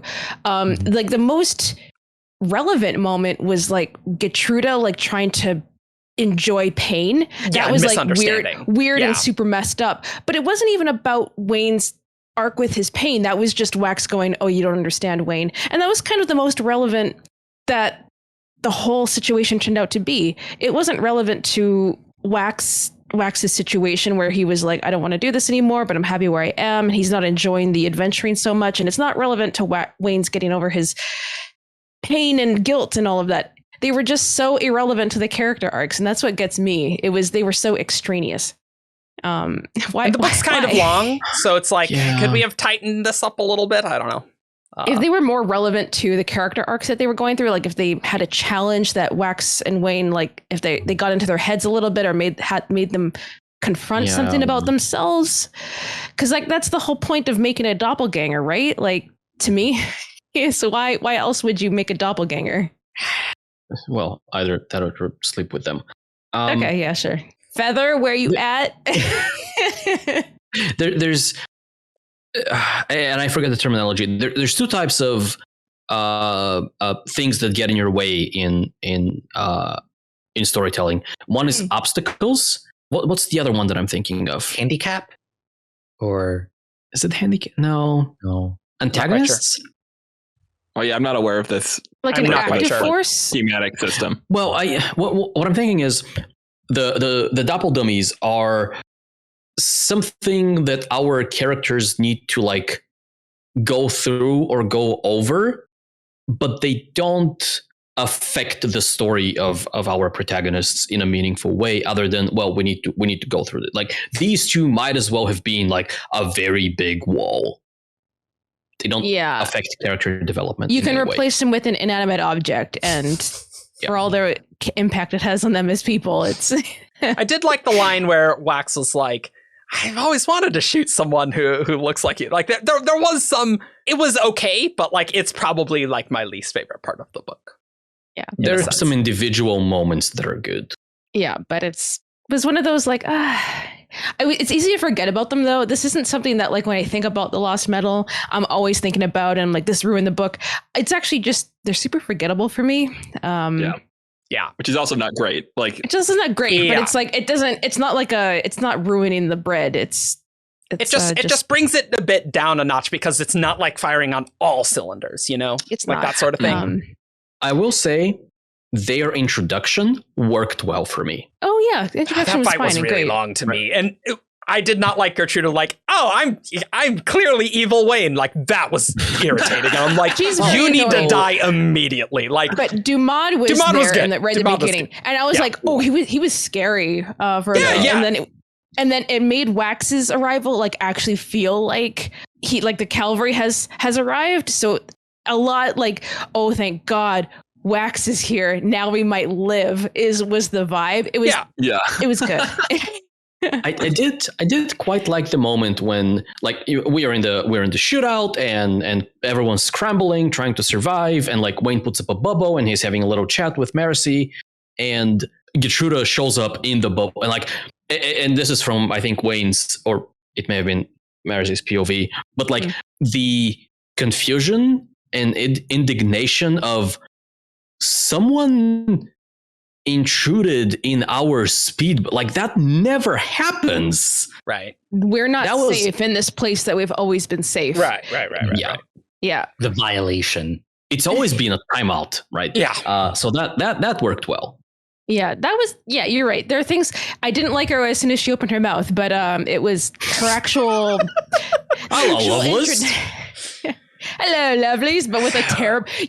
Hey, Eric, you can like read her voice like in any bad Cockney voice you want, because it would just she's supposed to have a really terrible. Maybe we'll do that. Okay. Maybe that'll be fun if we ever need to read some. We can make it as bad as we want because it's canon. That's true. That's true. Oi, mate. Oi, mate. And so something that I didn't really like about the book, I would really like to talk about, is the scene with the bands of mourning. It's one scene in the whole book, and it's kind of this weird, like, I was so mad. This is like, I totally see the point of this scene. We have to, for some contrived reason, get the bands of mourning back to the Malwish, because that's going to apparently be something that's going to happen in book 3, or sorry, era 3. But the whole scene felt so contrived, and in the same way that like it just feels like they didn't fight hard enough, or their arguments were just kind of silly. And it's like, why are you handing this over to him? It felt so, this needs to happen. So we're going to it's going to happen in this scene. Yeah. But in real life, I was like, why are they just giving them up? Like his argument wasn't good. If the bands didn't work, you didn't use it. It was just one of those, like, this is really silly. Why are they drained? Who knows? Yeah, and there's like, Saris has a line, it's like, oh, there's some sort of plot going on here, which like shines a lantern on it, but it's not satisfying at all. If she sees there's a plot, why are you just letting the guy walk away with them? It was very... What is happening with this? Yeah. It was, I don't mind that the bands were drained. That's interesting. This is like a mystery. Why did this happen? What's going on? I love a good mystery and what's going on. And I love the fact that it was probably the Malwish and they're trying to do something to get the bands back. I have no issues with the actual facts of what's going on here. My issue is completely with they let them go way too easily. This was a stupid argument that I can't believe that they just let fly. Yeah. Drives me I up wanna- the wall.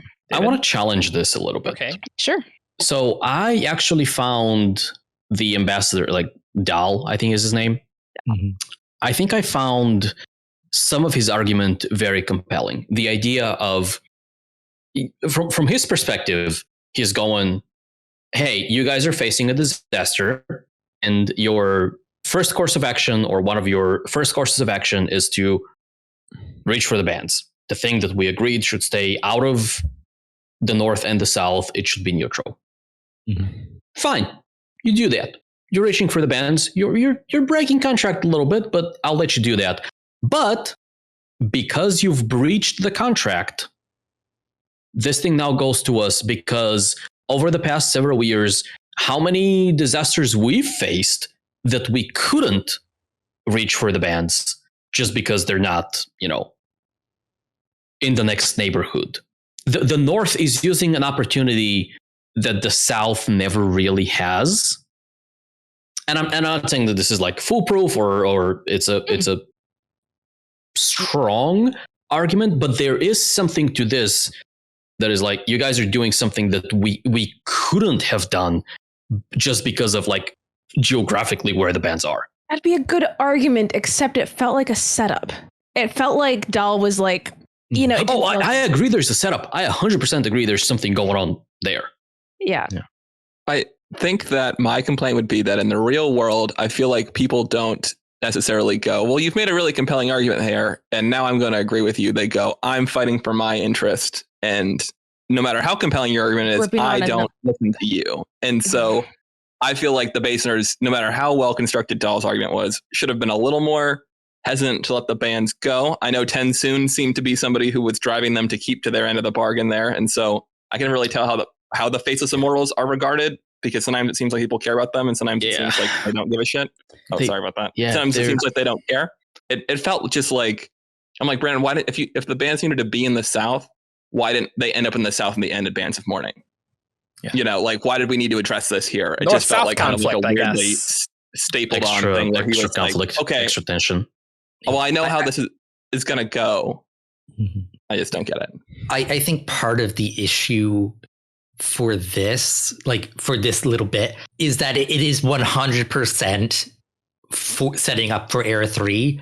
Yeah. And it does not have an impact on this book. No. Which makes it unsatisfying. Like, if somehow like this had been tied into the main plot a little bit more of, like, it's tangentially related, but the end state is not really changed by this whole plot line.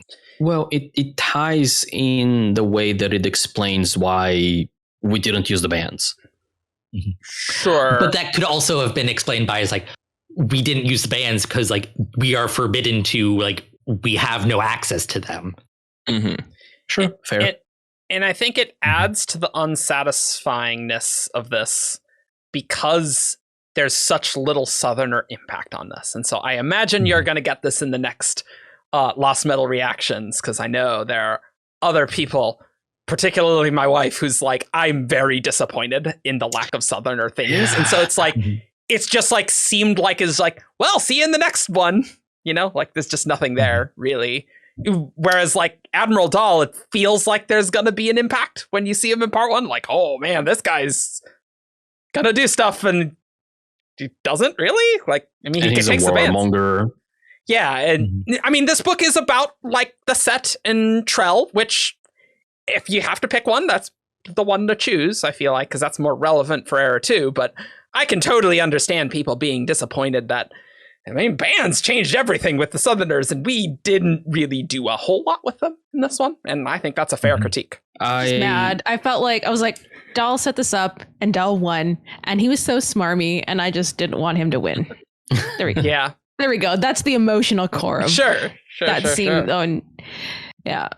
I wouldn't say that Brandon like dropped the balls that he was juggling with this book, but he definitely stumbled a bit, and maybe they bounced around a bit. This was the part where setting up Era 3 just felt a bit clunky, whereas like I think there's other This- things where it felt I a wonder- little better. I bet you people who are reading archivally and have Era 3 in hand will probably not feel the same way. We're years away from Era 3.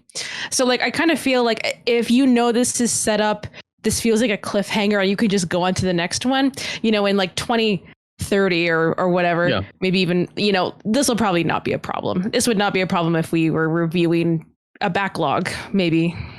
I hope also so. Hi from the 2020s. Hello, we're still welcome. dealing with that pandemic thing. Or maybe the first pandemic thing. I don't know how the future is going to hold. Don't bring that on us. Knocking on If wood. a second pandemic happens, I'm 100% blaming you. Other complaints? I've got one. I think that the thing that I was disappointed with was I really thought there was going to be more to the set. Like the set was just ended up not being very interesting to me. And I think that's part of why I didn't like Wax and Wayne's plot in part 3, because it was the most, I mean, not the most set focused, but Marasi had Cosmere stuff happening and I was focused on that. But we just didn't we didn't really learn about how they started. Like they're like, even at the end, like the goals just seem kind of nebulous to me about like, oh, well, are we going to let the army in, or are we going to are we going to Telson's going to become an avatar? Like it all just felt kind of like it was being set up in this way to support the story that Brandon wanted to tell, as opposed to like being a super great, like threatening organization that I thought would be cool. Like it just really like, you know, I just didn't get anything cool from this set, I guess, which is kind of what, maybe that's the core of it, is I thought that we would like learn something cool or like understand them better, or they would become a more imposing villain. And they have all these resources. They've got medallions, they've got hemalurgy knowledge, and it just seems like they should be more of a threat. They weren't as, it felt like they were less threatening almost. Like even though they were like really at the end of their like plan, and even though we were going into their fortress, like they did not feel as scary. I don't know. I have an opinion, and I think it's because they're not a mystery anymore. To me, that's kind of the entire crux, is now we know who they are and what they want, and we know the extent of their resources. I feel like they were scarier, or they felt scarier back when we know they're big, but we don't know how big. We know they have resources, but we don't know what resources. I feel like mystery is actually in the same way that, you know, like maybe in like Odium and Roshar kind of had this moment. The moment you learn about them, the moment you know them, they're not scary anymore. It's the familiars. The big becomes small because now you know their limits. I think so, but I didn't feel like that with Odium. Like I'm not disappointed with Odium now, and I'm disappointed with the set. You know, like I think that's true. But I think if like in your monster movie, when you show the monster and everyone goes, like that's that's not ideal. And that's kind of how I felt when we saw what the set, like, you know, like we get like this whole like, oh, here's the hierarchy. It goes set, sequence, key, you know, series. And I'm like, well, that's just meaningless though. Like we don't know anybody. We don't care about those positions. It just kind of felt flimsy to me. Sure. So, how much of the set's hierarchy did autonomy kill at the end of Bands, right? Like super nebulous and unclear. Their origin super nebulous and unclear. Autonomy stuff, I guess, right? Like it's pretty vague. How'd they all become Trell worshippers? Like some of them seem like true believers. Some of them seem like, oh, I'm doing this for power. Like I just kind of thought there'd be something more interesting there. Instead, we get the twins. We got the twins. That bit feels believable. Like I feel like any organization that is based on or founded on like a belief is going to have people who are genuine believers and people who are like, oh, this has profits in it. No, I don't disagree that it's bad. I'm just like, I wanted to know more about that. I wanted to know, okay, who started preaching a dead religion to the secret society? Yeah. You know, like how did it start? You know, I get it. Yeah. There wasn't a lot of lore there other than like just this is autonomy. It is this shard. Like that's the sort of lore, which through WOBs we kind of already knew, right? Like that was always our theory, right? So it's like, oh, okay, whatever. I have another thing I was a little peeved about, and that is the Wayne and Milan relationship thingy that they had going on, and I was really interested at the beginning. I thought it was great to see that she didn't have the same feelings as Wayne, and that was something that felt really strong, and like like maybe she's like, she doesn't have romantic feelings, like she's like, this is like kind of like aromantic. And then at the end it kind of felt like the rug was pulled away, and it's like, no, she just had so many romance feelings for him that she had to go away. And very plot convenient time for her to go away, but she had to leave because her feelings were just so strong, and she couldn't handle like having love feelings for him, and it was just such a bummer. I really enjoyed I thought this was going to be like a focused character with who is aromantic, but that just feels, it sucks. Understandable. That was not the vibe I got from Milan personally, and I can find it believable that like if a person you've been with for so long and like dies, like you're gonna have feelings. Oh, it wasn't that. The fact that she was sad that he died. She, like, aromantic people have feelings, you know. Sure, it was it was like she had what I was expecting, and especially from my memory of like the previous books, was that she basically had friendship feelings for everyone, and that, you know, like it was a friends with Benny's situation, not a I've fallen in love. And it was just, love did not seem like it was on the table up until the epilogue. For the entire series, all of a sudden, we get through the entire era 2, and then all of a sudden Milan's epilogue, it was love. I hate this. I will agree that when we come into this book and it's like, oh, Wayne and Milan have been dating for 6 years. I was like, yeah, what? That shook me. I was like, what? I did not get the vibe of a long-term relationship from them. They were just sleeping together, and it turns out they're still sleeping together. That's weird. Okay. I can buy it personally. Maybe this is a definition problem, but the way I've thought about these two, and that was the case in Bands, that was the case throughout the Lost Metal, was that it's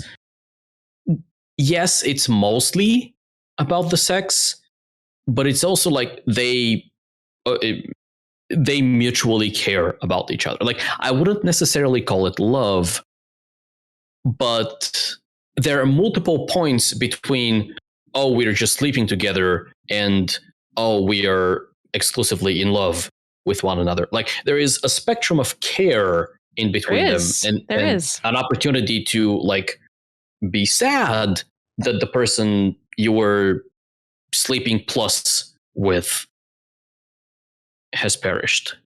Absolutely. And it's sort of like I'm like, even love in a platonic way, totally fine. That's not my issue. I'm not upset that she's sad that he died. You know, like that would be insane. You know, like they're friends and they care about each other. But my thing was sort of like being led on with the line of, I like him a lot, but I don't feel for him as much as he feels for me. It was like feeling misled by the fact that like it almost felt like, well, it did explicitly say like, we have a mismatch of feelings. Like, Wayne has these kind of feelings and I really like him, but I'm here. I would just say that line doesn't necessarily mean aromantic. Like, I can totally see why you're reading it that way, but like that is that's been a thing I've personally experienced. And even if it's not aromantic, like the fact that it was more feelings. Fine, romance, but like she feels less than him. It was just, it kind of ruined. It was like kind of, Milan was a bummer in this book. Sure. I liked her so much in the previous books, and then this was like, okay, well. Yeah. I do want to know why it took Harmony 19 months to send her a letter or whatever. What is so long? Like, I didn't understand it all. She just left. It's like, send a runner after her. It's like, the Sion is just very slow. Well, it wasn't a Sion, but yeah, wasn't it? Yeah, especially we don't know. No, I do not think it was a Sion. No, it's not a Sion. I agree that there's room for interpretation, but I don't think we know. I don't think Brandon needs to play coy with us. If it's a Sion, I think it'd be obvious. Like, Sions usually do face transforming, not I carry message across. Yeah, like it's not a Sion. Like, all right. But yeah, that's weird. And it's like, did we really need Milan to leave right then for the book? I don't know. I know. That's the thing, is I just kind of thought, like, I wanted Alik to be in it more. I wanted Steris to be with our characters and not be off on her. I don't like when characters split up in the end. I like when all our characters are together. And like Wayne and Marassi, like they were really in there in the beginning and then just not there in the end because they split up, you know? Yeah. And like that, they had a great chemistry. Yeah, they had a great chemistry. Saw him again. Yep. I know it's so like when they separate at that like newspaper tabloid place, you can tell that somebody's This not. is a final goodbye. The first time I like going through this, I was like, this is a goodbye. This is a goodbye. This is their final goodbye. It just felt so clear. Yeah. When Listeners, viewers, if you didn't pick up on that, don't worry. I did not pick up on that as well. I was oblivious of all of the flag posts subtext later. about Wayne's death all until like half a chapter before he died. So you're not alone. I don't see the Telegraph posts. Okay. Let's maybe let's do a solid compliment sandwich where we've been complaining a bit and talk about there's things to criticize, I think. But there's a lot of cool stuff, right? And we barely talked about the cool stuff. But there's still even more cool stuff that we didn't even talk about how cool it was. Yeah. And one of the reasons we're not talking about this is because a lot of these things will be their own episodes. Yes. Yeah. But we should touch on them here. I want to bring up the community, the kidnapped women. They're back, finally. Thank God They're that relevant. they're finally back. And I had a feeling that would be the case, but it was still really cool to see how that happened there and how they were like, oh no, the world's been destroyed, and like just sort of like convince them that they had to stay, right? Like I thought that was really cool. Yeah. It's like the least bad way we could have found them. I guess it's like, that's okay, true. it's like they're going to be traumatized by all of this, but they haven't been consistently traumatized for the last 6 years. It's like Well, a little, but they haven't been overall like a forced breeding program. Like that would have been okay. way That's worse. fair. That's fair. like or spikes. Or spikes. They haven't been turned into spikes. Like, hey, these They all were spikes are murdered. labeled after people from the Alloy of Law. Oh, that's a bummer. Oh, that They're would've been living really in bad. they're living in a little happy underground bunker. They have communities. They have their little cookouts. They have they have kids, and the kids are safe and good. And Yeah, the world still exists. Like that's ultimately a good. Like it will be upsetting, and you will have missed stuff. But it is nice to find the world did not blow up. Yeah. like that line about like the only thing she can think to say to Marassi when she realizes is just like did you appreciate it? Did you appreciate what you had? Yeah. Oh my I god, was like, That's rough. It's really good. interesting that you say that because the sentiment of the line lands really well for me. The actual delivery feels super clunky and like almost out of like a non sequitur. I see that. And on Marassi's plotline, men of red and gold as well. The alloy stuff, or golden not red. to be Sorry, mistaken. golden red. Not sorry. to be. I got it wrong the whole time. I think that like the fandom and Brandon have all collectively gotten confused about what is what with that sometimes because I feel like Mandela everyone's like effect. red and gold. Yeah. I want to go to hold up. We're keeping this live. We're doing a live research. Okay. I want to do Google Trends on red and gold Versus golden red. versus gold and red. I don't know how. I I don't assume know you're if we're a certain. big enough group to like I don't know. That's pretty big. While Evgeni does that, what the hell was going on with those guys? That is crazy. It's pretty He is crazy. a standing army who may or may not be living people, just dudes. With like advanced rifles and stuff. Like, whoa, Okay. that's bad. So the data is in. Okay. Is it useful Red and- data? The red and gold on Google Trends as of the time of this Are recording. you searching just red and gold or men of red and gold? Just red and gold versus gold and red. Okay, all right. Okay. So red and gold is consistently higher on Okay. Google Trends Okay. by like we're talking like 1-4, 1-5 type of ratio. Do you see like anything that makes you think that it has anything to do with Cosmere stuff? End of November 2021. So before that date, we are looking at like 40-10 type of split. End of November 2021, both of them double. I mean, And then they go back to like it is What- very clearly red and gold. But yeah, those guys were crazy and awesome. What other cool stuff did we not talk about? Shy. Becoming an Elantrian? That's a big no. Yeah. Mm-hmm. That seems important. That seems like a big deal. She's missing again, the same way she left her previous book, and now she's in the wind, and who knows where we'll find her again. She's like the Where's Waldo of the Cosmere. Oh yeah, I know. I still don't quite understand why the stamp isn't going to just wear off in a day. Because usually her compulsion, if you remember from the Emperor's Soul, usually they come with a compulsion to keep applying it. Yeah. She builds that. I just feel like that's a stupid thing for her to add to this one. Yeah, like that's but this one is also experimental. She doesn't know how it's going to work out. Like she's never done it before. Mm-hmm. But those usually feasible earlier. Yeah, if they're experimental, not less. They aren't hold stronger based on our understanding of forgery. There's so many unknowns with her, like with this specific transformation. Like her becoming an Elantrian, it's all happening on schedule. I would have loved more details because that's the kind of personality that I have. But I think it's believable enough that there's enough oddity about all of this stuff that, maybe they're like the side effects just add up to something weird. I think we're probably just going to end up next time we see her, it's going to be resolved again. Probably. And, and so I'm like, I want to see how this turns out, but I think we're just going to see Shai, and she's going to be in a completely new situation. Whenever, if she shows up, I hope she does. I hope she does. Yeah. I want. I guess it's just like hunting novella where he's like going after her. Twin Soul Marasi novella hunting Shai. That'd be sweet. Yeah. I guess Secret History 3.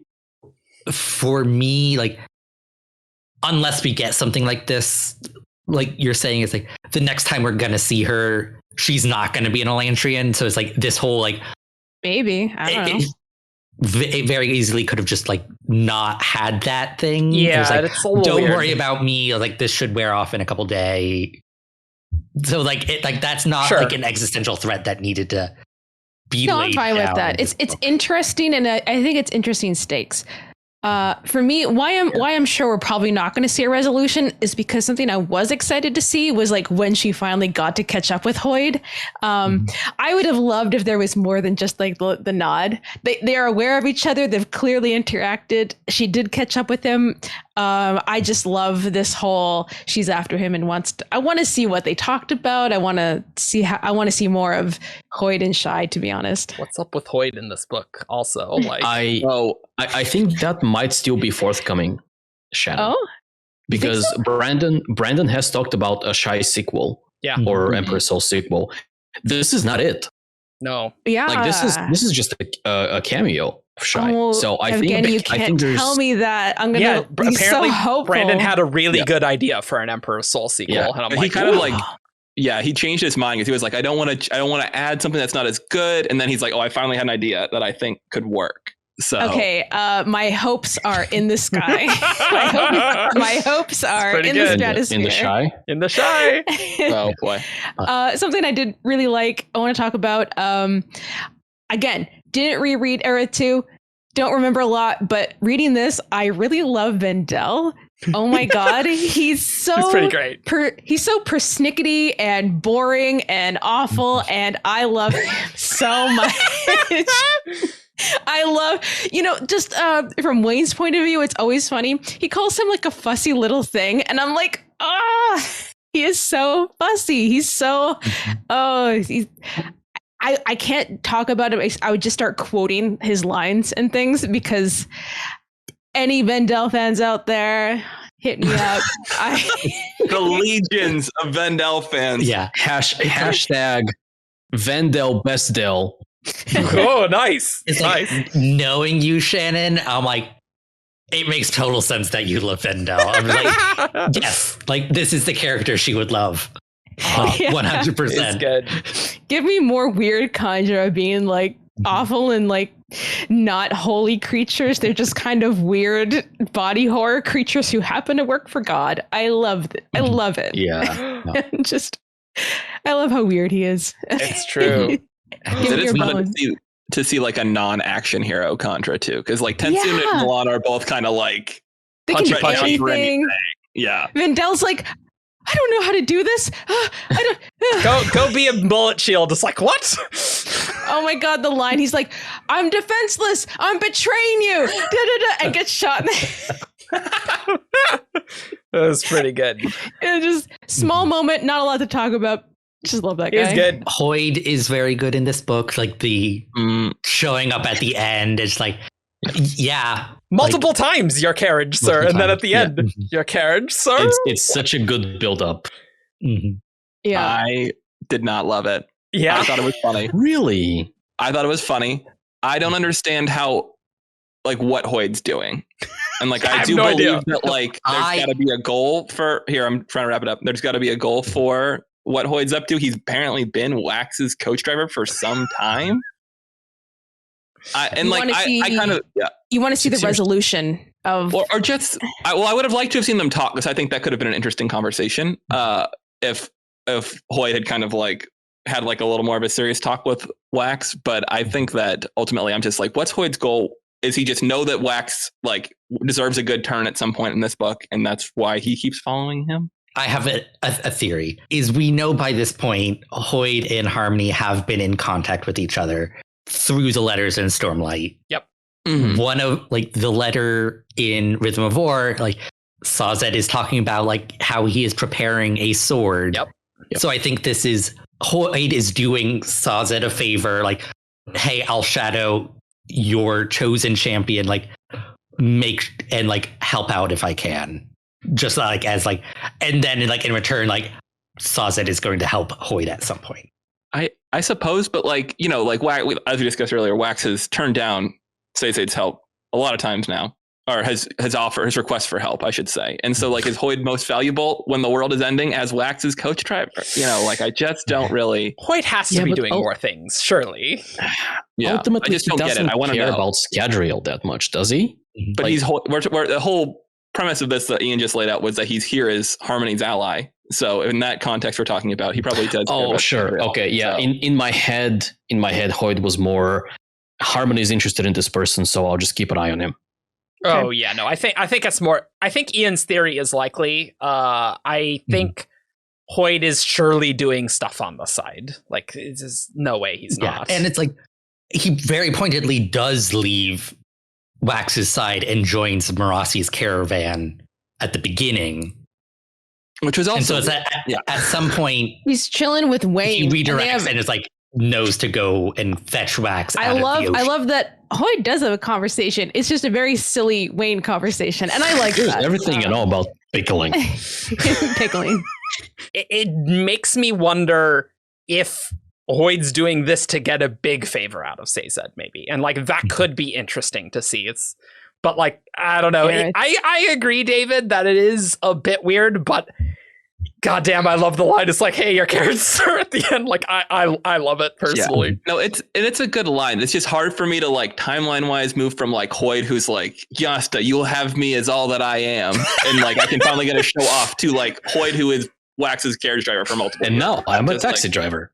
And now we're going to talk about pickling and I'll accept this rat. And like, we have no conversations with each other. It's just like, oh, hey, my coach driver Hoyd.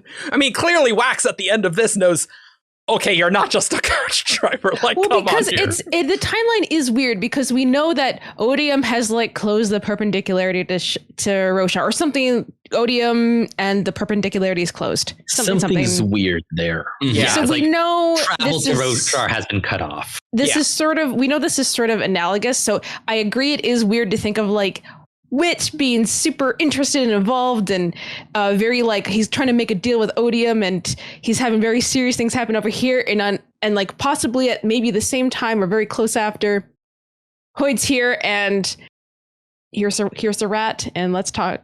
I love the pickling, but anyway. You gotta have Hoyd there to have Hoyd and Shy being like, hey, what up? I see the head nod. If it had just been the head nod, I wouldn't have been happier because it was funny, but it would have made more sense to me almost. I was like, I have this written down somewhere. Like, I want to ask Brandon, like, if Hoyd and Shy actually have a conversation in this book, just off screen somewhere. I want to know. I want to know if they're having a chat. I want to know. Wax and Wayne and Maracy are having a shootout. They're both in the convoy and they both disappear when the shooting starts. Like, they're there. Anyway. Wax's kids. Wax has kids, and Maxilium is the most adorable thing. He's very ever. adorable. There is also the line about how Steris wants another kid, and then Wax becomes a Mistborn. So Yeah. The world's weakest Mistborn, though. The world's but it re-energizes that third kid is going to have I more forgot it was allomagic genetic. potential. Yeah, it's very genetic. Wrong misting. Like I'm just I don't know how to interpret that. I But forgot it was that genetic. Yeah.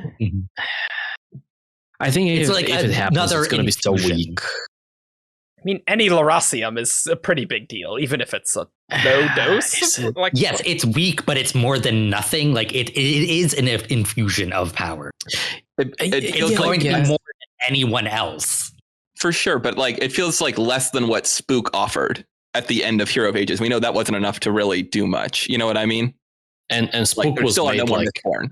Elend level. no, Kelsier Yes, level. no, right. Kelsier level. Kelsier not level? Ellen Okay, sure. Mhm. Okay. Yeah. You guys know things. Yeah, no.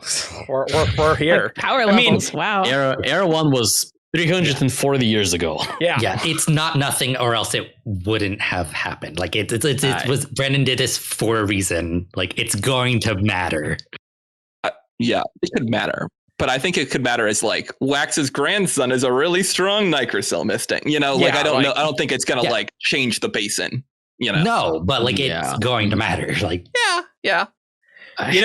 You know what's gonna I- matter though, guys? Discord.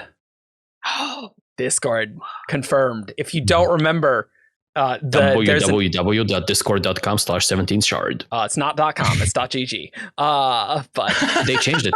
oh, did they? Oh no, they did. They did. GG is the old one. Oh yeah. Okay. But So exciting. if you don't remember from Final Empire, it's like a line where they shall call me Discord and will love me for it. Something like that, right? they will call him Discord. They and will we'll call love him for it. Discord. So it's like I will find it because this is good. this is we're gonna have an episode on Harmony and Discord because that is really interesting stuff with like this shadow and I love a god corruption plot. It's not just a corruption plot. It's our god Harmony is changing. I love this kind of thing where the god is changing. It's so interesting in Mistborn, like how their gods are real. Like, oh, there's death, and we're talking to death, and that we know he's real. Stuff like that is so interesting, and they know the survivor is real. They know Harmony is real because they have the Chondra, they have all this stuff. So I'm so excited. This is what I'm most excited for in Era 3 is like knowing everyone knows God is real and everyone knows that God is maybe having a hard time right now. I love this. I love this idea. Let me give you the quote all right, perfect. before we move on. So this comes from the Final Empire, from the first book, from the prophecies. Yep. He shall defend their ways, yet shall violate them. He will be their savior, yet they shall call him a heretic. His name shall be Discord, yet they shall love him for it. Oh, things are not going to go well in Era 3, guys. Like, that is not good. What do you mean? They're going to love him for it. They're going to love him. I want that to be relevant. I'm interested to see who might be in favor of a pro Discord version of Harmony. I will say, even if the entire like Discord plotline ends with this book, which it will not. Like, this is clearly set up for at least Era 3, if not Era 4. Oh, yeah. But even if it ends tomorrow with well, not tomorrow, but like with this book, the fact that we've got a thing that is a setup for Era 2 Book 4 all the way back in Era 1 Book 1, It's cool. that is good enough for me. And I think those Terrace prophecies are going to come up again and again, and Brandon very deliberately One of the planned things that gets me is knowing how we could have gone from Era 1 to now what is now Era 3 without all this in between stuff. I can't imagine where we didn't get these little bits of like I can't imagine not having the information that we have in Era 2 of like, here's how technology developed and here's how our magic developed and here's the struggles that Harmony is having.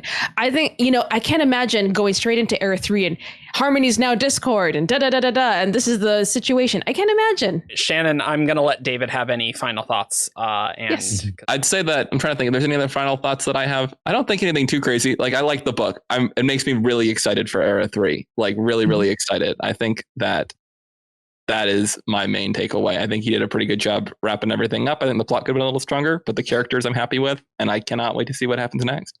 Cool. So David had to depart, but we have a bit more that we want to talk about. And maybe let's talk about just sort of broadly, how much... What are your thoughts for Era 3? What did you think of, this book overall, with like how much did it conclude and how much it set up for Era 3? It's no Era 1. is kind of my strongest opinion, right? So Era 1 is which is in some ways it's unfair because they are different genres. Era 1 is like epic fantasy, Era 2 is Western mystery thriller pulp. Yeah. Pulp. There's things going on there. But in other ways, by marketing this as Era 2 instead of Era 1.5, which I would have preferred, Brandon. If he had started that way, yes. Don't start with Era 2, then try to change it to 1.5. You are applying certain level of equivalence between the two, right? And I think Era 2 is always going to be the least between the first 3 eras of Mistborn. You look at like Era 1 is epic, Era 3 is going to be epic, or at least Brandon probably plans to be. Yeah. And then Era 2 is kind of in between. So in that way, it is not that. But in other ways, it's not bad, right? But it's very much a setup piece. It's a big interlude between eras, and it does its job well. Like, it sets up Trell very, very well. It sets up autonomy to one extent. It sets up they're coming back, right? Technology and culture between eras. It sets up the existence of the Southern Continent and the Mawish people and the Mawish Consortium and the nation that is apparently called the Mawish. And the tension between the North and the South. Yep. And Discord, right? Like setting up that, like that's gonna matter, right? Kelsier's still around. Kelsier. And taking an active role in things. Yeah. A lot more so than he was in like Secret History, right? Because in Secret History, he was like a background character kind of doing things and also temporarily ascending to a shard, but that's not a big deal. In this, he is doing stuff. I mean, presumably he was doing a lot of stuff off screen that we just didn't see, but yeah. Yeah, but we don't have a story. Yeah, I mean, yes. Sure. With what you just said, Evgeni, it almost feels like there's too much to put in Era 3. Like, if you got Discord stuff, you got North and South struggle, and autonomy potentially coming back for, like, a second Round go. 2. Like, making that different and interesting from what we did in Era 2 will be a bit of a struggle, but, I mean, I don't know. It makes me wonder if Discord is an Era 4 problem instead of Era 3 problem. Autonomy made it sound like Discord is upon us. Like, it could be pretty soon. The dark shadow was right there. I want to see Dark Sazed. I know. I'm really excited for... I have so many thoughts to say on it's like, Harmony and Discord. Yeah, I don't think Era 3 is going to start with Discord being there. Yeah. But I think Era 3 being epic in scope is necessary. Yeah. Like, I don't think Brennan could get through everything if they were all the length of Era 2 novels. But it's like, no, we need more page time. Like, we need a wider scope to deal with all these things. Yeah, for sure. I imagine the first book, and we'll have a podcast, I'm sure, of randomly speculating about Era 3, but I imagine the first book would be much more focused on North-South struggles and whatever elements or SWAT team, if that's even a thing, I don't know. But, Elements or SWAT team. Well, Mistborn serial killer was one of the kind of big hooks for Era 3, right? So Originally, yeah. Originally, yeah. Mm-hmm. And so I wonder... Yeah. It's weird because that feels like a hemalurgy setup. Where it's not a real Mistborn, it's somebody who's been like jammed with a bunch of spikes. But now I don't know if that would be the case. Evgeni, we forgot to I just want to make a quick line. The hemalurgy stuff in this book is crazy, and we got to do a full episode on that because what is going on with that Ars Arcanum and what? Just want to let you all know that's going to be a thing. What the hell? So, Yeah. No, I'm fully committing. I am stabbing steel spikes into my eyes for that episode. We're doing this. Gotta be on the episode. Yeah, it's so interesting because we've known Era 3, like the modern trilogy, is becoming the 1980s. Yeah. The 1980s are coming. Yeah. Well, it just says the way you said that was we've known that since the 1980s. And I'm like, oh, have we? When Brandon was young. We knew it since the 80s. We've known that's coming since the end of Era 1. And Brandon has talked about his ideas for that many times over the years. And things have definitely shifted and changed over time. Yeah. So it's like whether or not like Mistborn serial killer is still a part of his idea, I don't know. Because like recently, because like originally it was like, Alamancer SWAT team, and more recently he's been doing like spy thriller stuff. Which like there's definitely ways they could all interrelate. Yeah. There's also like a terrorist woman programmer that's a character. Nitrosilfaring. I thought it was a Nitrosil mystery. But like those are all like snapshots in time. Was like who knows which of those things are still in Brandon's plan. Like, Yeah. Well, we will definitely need to go through an episode. It's like, here are all the things Brandon said, and like, what do we think? I don't think, Evgeni, that this book could have done the same highs as Hero of Ages, right? Like, it just can't. But they did a pretty good job of like, are the ash melts coming again? Like, that sounds crazy. And I do love the film just to troll them. Like, that's pretty good. And just they're just using a model. That's really good. Like, this is the first time they've had fake pictures. Yeah. And they're like, and no one recognizes they're fake, and it's just such a simple answer, right? It's movie magic, right? Yeah. It's cute. They don't have the experience we have in determining like what's fake. It's like the first like movie theater, like it was like a train coming towards the camera and people fled the theater because they had no concept of what was going on. Maxilium is gonna Photoshop like himself with like massive biceps. Like, this is back in like they would actually go in and like cut the film and like put new things on it, so it's just like, so it was really kind of fun and exciting to see technology evolve. That was the highlight of Era 2 for me. Was not not necessarily that it needed to be epic scope, but I love seeing how technology like affects people, like like and how they're reacting to it. Like I totally agree. The concept of like, this is a fake video, this is a model, they've never seen this before. Great, I love it.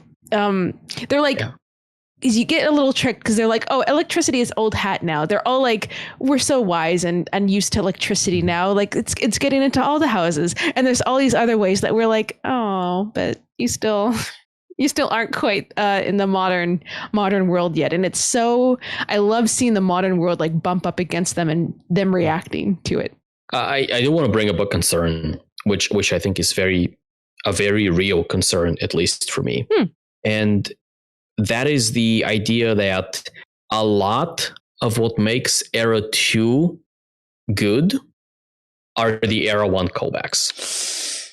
Oh, I was going to say something actually opposite, but you say yours first and then I'll say mine. Because I was actually going to, say something. Yeah, the opposite. Yeah.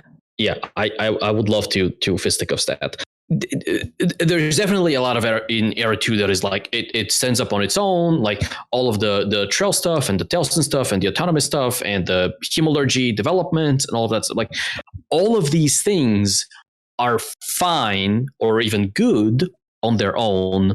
But I don't know, like, I think you lose value if you haven't read Era 1.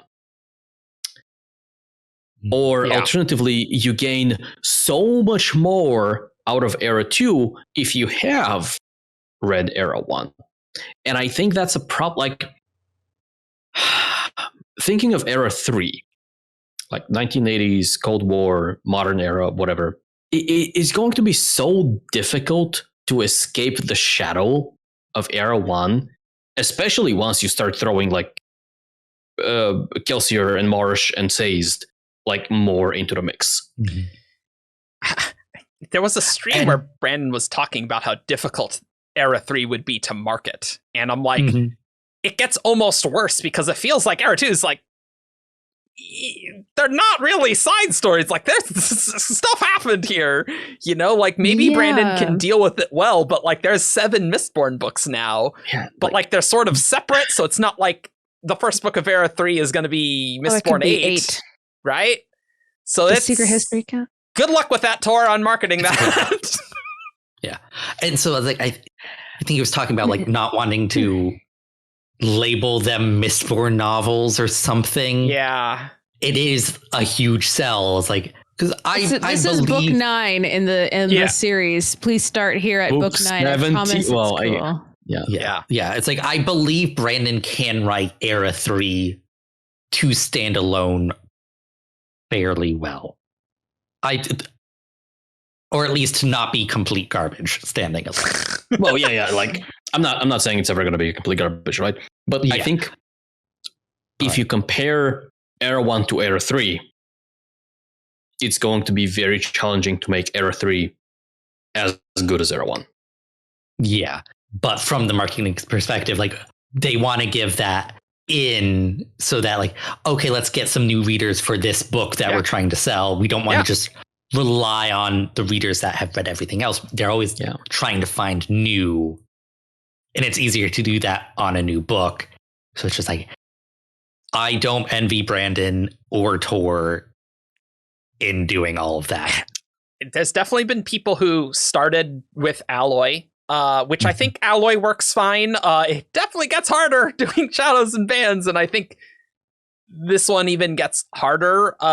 I want to imagine that, like, they obviously in Era 2 talk about the religions and like Kelsier and Marsh and Sazed and stuff. And I think it could be cool if you're like, oh, I can read more about these people in the previous thing. That's cool, right?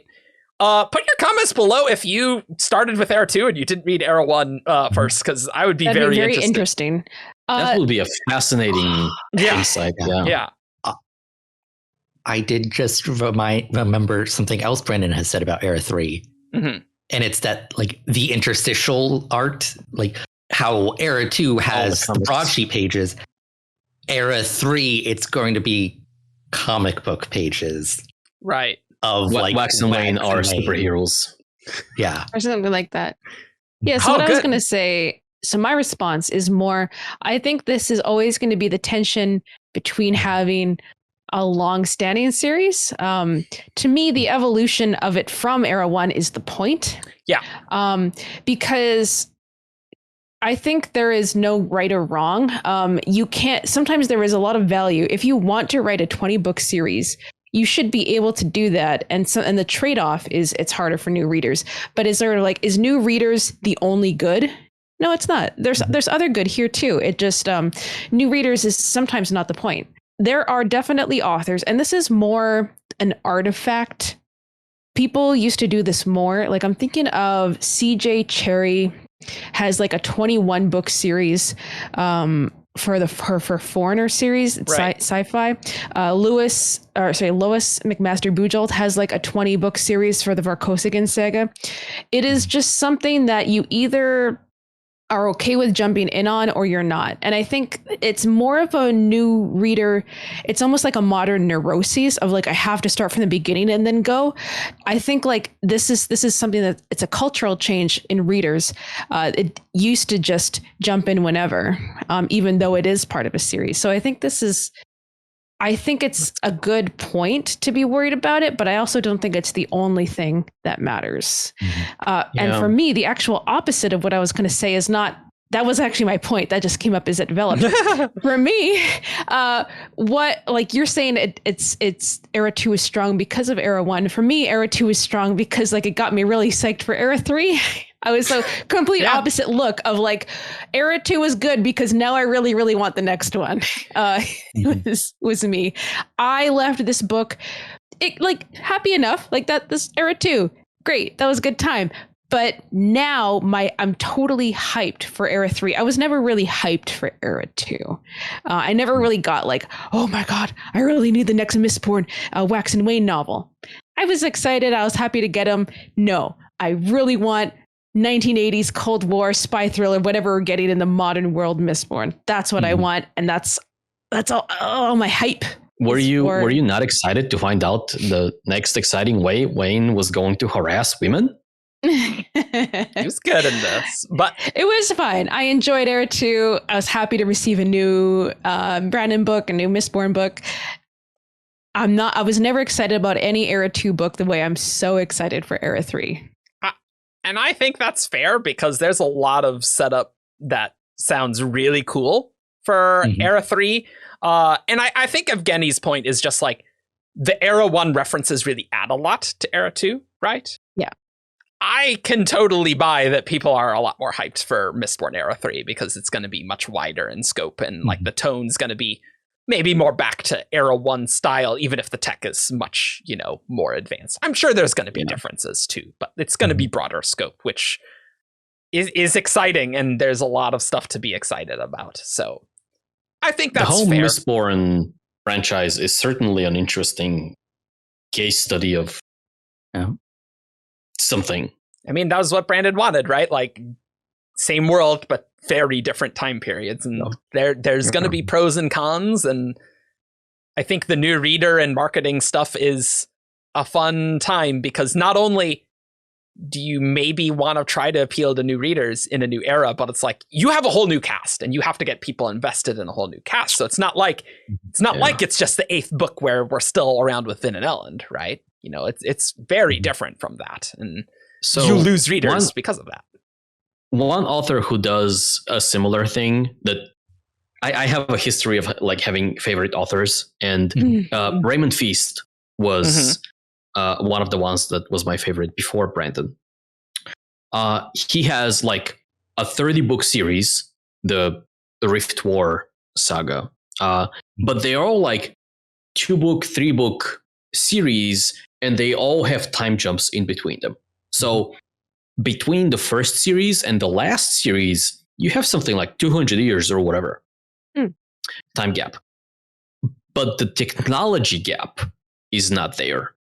And so what happens is you start the first book or the first series, and there are these, 6 characters or whatever. And some of them end up being like mages or other beings that live for the entire 30-book series. But most of them end up like marrying, having children, grandchildren, and dying off. And so by the time you get to the end of the series, your main characters are like the great grandkids of the main cast, plus a couple of like virtually immortal characters. And so it's interesting to see how that compares to something like Mistborn, where you have these massive jumps where the familial relationship is not there, but the cultural and thematic is, because they keep calling back to Vin and to Elend and to Kelsey is physically there. Yeah, it's like I have a similar relationship with Terry Brooks, like the Shannara series. It is very similar. It's like a bunch of like 2, 3, 4 book series that span, I think, 1,000 years at least. It starts in modern day Earth, and then like has post-apocalyptic stuff too. And there are technology gaps, and like, but there is a strong like family lineage that runs through most of the books. And it's like we do get a little bit of that because Wax is a descendant of Breeze. And given like the whole Laurasium thing, I'm expecting like one of the characters is going to be descended from Wax in Era 3. I think that's very plausible. Yeah.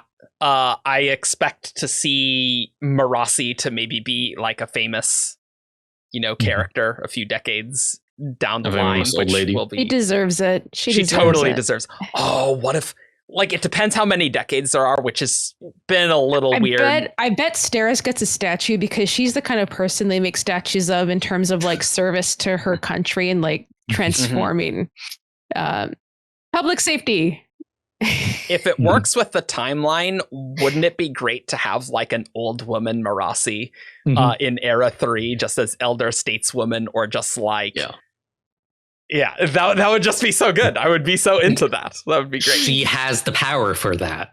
I remember when bullet trains were new. I rode on one as a young woman, and you were attacked by the Brandon describes the technology of these books as Era 2 is 1920s, Era 3 is 1980s. So that doesn't necessarily mean that it's going to be literally 60 years. Yes, Adrio is going to progress at the same rate, but it's absolutely possible. The tech did advance a lot. We didn't really talk about that, but it seemed like we moved pretty fast in the last 6 years. So it's not implausible that like in 30 years that we're sort of at that tech level. Like things are going to differ, right? But it's not implausible. I certainly would love Era 3 to open up with like the main character who's like the ferrochemist. The Nigrosil ferrochemist going, I need to go talk to Governor Colmes or whatever. Yeah, I mean, that would be sweet. That would be really cool. Nice. Well, any other final thoughts while we're here? We're gonna have way more reaction episodes, 2, maybe 3. I don't know, but we'll find out. Lots of content. I think that's it. I'm excited for the main character. Brennan, I think, has been pretty consistent on the main character is going to be like a young terrace woman. Yeah. I don't think that's changed in any of his WOBs. I know I haven't seen all of them because some of that stuff you guys said was new, but super excited to see like another great female lead. Very, very excited. I have no additional final thoughts other than to say that there were a lot of things that we like touched on briefly in this reactions episode that we are going to dig a lot deeper into in subsequent episodes. We've got things on like the Ghost Bloods. We've got things on Hemalurgy, autonomy and Telsin and Hemalurgy. We'll probably do a dedicated Wayne episode because there's apparently a lot that we need to talk about. We have a big list. Gold. We have a list. Cosmere things, like all of that purified door nonsense seems like a kind of going on here. And just think, we have to do all of that in the next month, and then secret projects start releasing. Yeah, so we'll see. We have a list. We'll see how we go. We are not going to be for podcast ideas. Let's just say we have a good list, and even next year there's still Rhythm of War topics that we still need to do before Stormlight 5. So there's a lot to do. Realistically, we're gonna weave. Yeah. So we're gonna hit some big ones before Secret Project 1 hits in January. So yeah. Ian, had final thoughts? I'm with Evgeni. It's like there's a lot of stuff to dig into here. Yep. A lot of cool stuff that I do like this book. I just want to make that clear. I'm the most negative on this, but like my negative for a Brandon book is still very positive. Yeah. In the It's a grand good scheme of book. things. I liked the book. I have more to criticize than I have in the last while. I don't know. It's But it's good conversation. good conversation. Put your comments below on what you thought of Lost Metal. If you are less into the Cosmere stuff, well, we talked about a lot of it, but tell me how you felt about Marasi's plotline and how you rated it, because I wonder if you're less into the Cosmere stuff if this book did not work as well for you, because there's a lot of Cosmere in it. So I'm interested. Cool. Well, let's head on over to Who's That Cosmere Character? This character is from Roshar. Menace. Tien. Tom. Braze. Void in drag on a horse. It's time for Who's That Cosmere Character? Caw. Welcome to Who's That Cosmere Character, the game where you send 5 clues in a character to wtcc at 17shard.com. I read each clue aloud, and these guys have a chance to guess who's that Cosmere character. This first one is sent from Sydney R. And clue 1, this character is not from Roshar.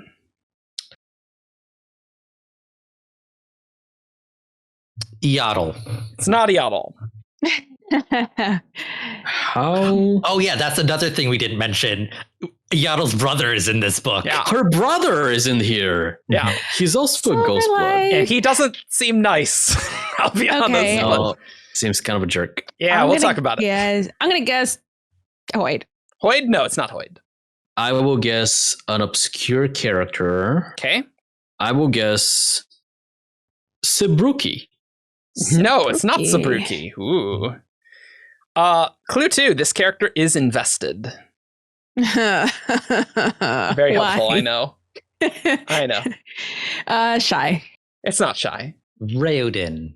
It's not Raoden. This character is invested. Is the I capitalized? Yes. Very romantic minded. It's an important distinction. Yes. I will guess Elend. It's not Elend. Clue 3, this character is a skilled horseback rider. Well, trying to that think is of not horses. Kaladin. Horses not Horse- on Roshar? Huh? Vasher? It's not Vasher. Theory? It's not Siri. Breeze. It's not Breeze. Okay. Clue 4, Oh, I know. this character has a sibling. It's Alrianne. It is Alrian. Damn It's it, not I Breeze. guessed the wrong one. It is Alrian. Clue 5 is this character played a role in the Battle of Luthadel. I demand 30% of a point because clearly I was thinking of the right scene. Oh, well, you didn't guess the right character, so You can have this that. sucks You can for have that you. point in your heart. You can have that Bo- 30%. both of them were on the horseback at the beginning of the Well of Ascension. Yeah. All right. This next one is from Luke Beckett. Hello, Luke. And we're switching it up because clue 1, this character is from Roshar. This is like the big question that always Is it from Roshar or is it not? It's like, It's really clue 0. Who's Is zero? this character from Roshar? or not? yeah. Nodum. It is not Nodum. Oh, we're going with We're spicy going guesses. Shadesmar Roshar. Ooh. That's interesting. Is it the Rosharan Red? No, Oh. it is not the Rosharan Red. Is it the Stormfather? It's not the Stormfather. But clue 2 is very fortuitous, Ian. This character has been /2 the Rosharan Cognitive Realm. To the cognitive.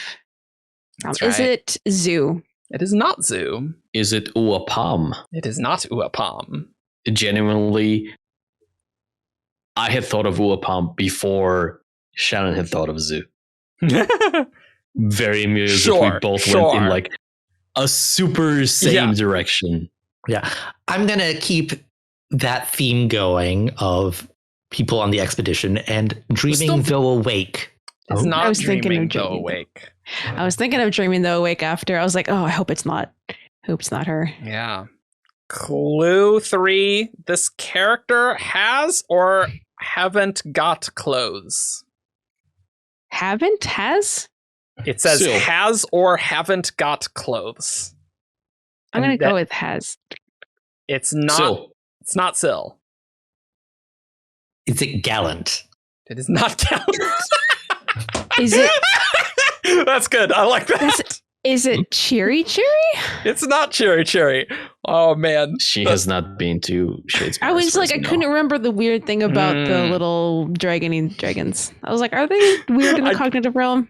I gotta admit, it would have been really funny if that was Gal. Just like, oh, he doesn't have clothes. I mean, Freaking Gallant just nudist. yep. You noticed. Clue Well, now I 4. This character is dead. Oh, is it Fenderana? It is Svenderana. Ooh, Wow, nice. nice. And clue 5, this character is blue. So there you go. I was like, haven't got clothes. This is a spren, and I was like, what's a dead spren? There are Mhm. only a couple of those. yeah, so. that is true. That is true. Yeah. Up until the last Clue Testament would have worked. That's true. Yeah. True. I will take another third of a point here because I was You clearly can- on the right track with Syl. I mean, that's. I mean, no, Nodum was... No, I started with Nodum. you did start. You with were Nodum. you can also have a third of a point. Okay. It's well- my point, but you guys can pretend you have a third. Yeah. I'm that's- not going to deign to engage with this nonsense. yeah.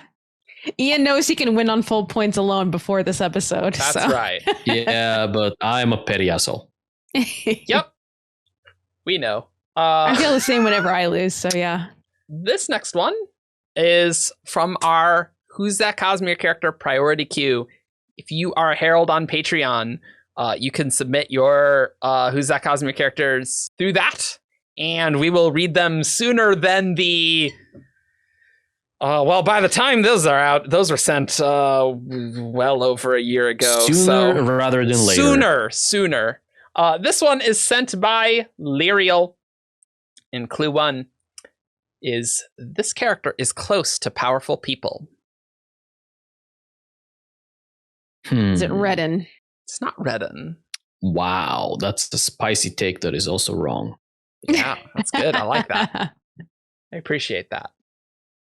Sound off in the Blue comments fingers. if you remember who Redden is without looking it up in the wiki. I'm sure he's gonna come up in book 5. Probably not, but he's cool. Blue fingers. Audience champion. It's not Blue Fingers. That would be pretty funny. Odium's champion. We don't know who it is Sorry, yet. I was memeing on Redding. Close to powerful people. Rushu. It's not Rushu. Clue 2, this character has dark hair. So definitely not Rushu. That's true. We don't know. Well, She cut it that's off. true. That's true. She doesn't have Yeah. hair, so it's, Well, she doesn't have, but we don't know the like. They're still like inside like follicles. She still has a color of hair. It's just not easily figure outable. right. Like I can describe myself as having this is a so sexy liver. pedantic. The fact that you don't. Welcome to the show, Liver. Shannon. Welcome to Who's That Cosmere character. I'm valid. What I said was right. Oh yeah, no. This is- I mean, you could This would be totally. a trick question If someone says, does that person have dark hair? And it's like, well, I mean, they're bald, so I mean, yeah, I think that's a They fair have a shaved interpretation. scalp. Yeah. Most Look, power people, you, dark you hair. don't know how much of Rushu's hair I've seen in fan art that I've commissioned. Okay, I'm gonna go for someone who actually is a powerful person who is also close to powerful people. So, and guess Caliban. It's not Kaladin. Lilarimar. No. Larimar. Light Song's brother. Yeah, is that a double L? Yeah. Yeah. Yeah. I'm just gonna. Okay, whatever. Yeah. You write down. I Your notepad this so I can. Wow. I take this game seriously, even though I don't win. Hey, you got the last one. It is so difficult to like not Dark guess hair. a Stormlight character. I know. Life's hard. Then it could be a Stormlight character. You have no way It of could knowing. be, yeah. We don't know whether Yeah. they're from Roshar or not at this stage.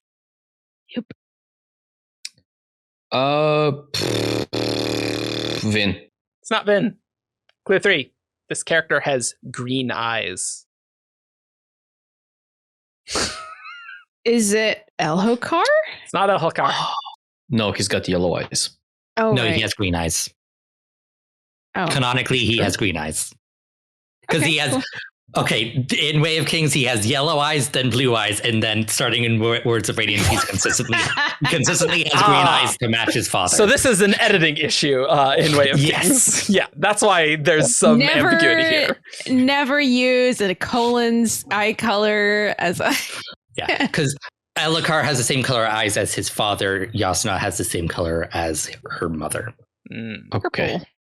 I will accept that explanation. Mm-hmm. Green eyes. That seems really, really rare. Yeah. Moash is another one. He had green, but I think it's now brown. Yeah. Yeah. So. Also, I was listening to the graphic audio Rhythm of War recently, Mhm. and I hadn't realized that Moash's hair is brown and black. Oh. It's that's either kinda brown with black streaks or black with brown streaks, kind of in the same way that Adolin and sure. Renarin. Yeah. which is Okay. interesting. Roshar and hair is so weird. Well, it makes sense. Alethi, black hair breeds true. Yeah, right. Though not really. I mean, again, Roshar and hair is really weird. Near powerful people, green eyes, Dark hair. dark hair. This is all very almost physical. See, the thing is, you can at least cross off people that you know, like, oh, this person I know has blue eyes, so I know it's not them. Mhm. Or dark eyes, yeah. Well, dark eyes have colors, but color is different on a different axis. Yeah, I guess brightness. dark green, you would still count dark green as dark eyes, right? They're dark and green. Yeah. Yeah. Roshar is weird in that dark eyes are not all brown. Yeah. Roshar is weird. I feel like there are like no more than 3 characters with green eyes in the entire Cosmere. Yeah, Moash and Elhokar and Gavin, and Moash is a Gavilar. 0.5. Gaviva. I was like, it's not Gavinor, it's not Gavinor, it's Gavilar. Gavilar? Yeah. Can always pass. It's like the eye color makes me want to say not Roshar for some reason. Because like Roshar, I'm like with you. anything eye color, like it's like you're making us think it's Roshar. Yeah, but most other Shard don't- worlds, like, we're not told the color of their eyes. Exactly. That's like the issue I'm having here. Is it a fake out or a double fake out? I mean, it's not even a fake out for me at this point. It's, can I think of a character that we know canonically has green eyes? I might have to ignore this clue, Okay. you know, when it You wanna comes. pass? Yeah. That's fine. I've already Cultivation. guessed. I've already guessed. Oh, okay. Well, it's not cultivation. Okay. Clue 4. This is not a physical feature. This character is sad. Oh no, wait. Yep. Nope. Already guessed guessed. Kaladin.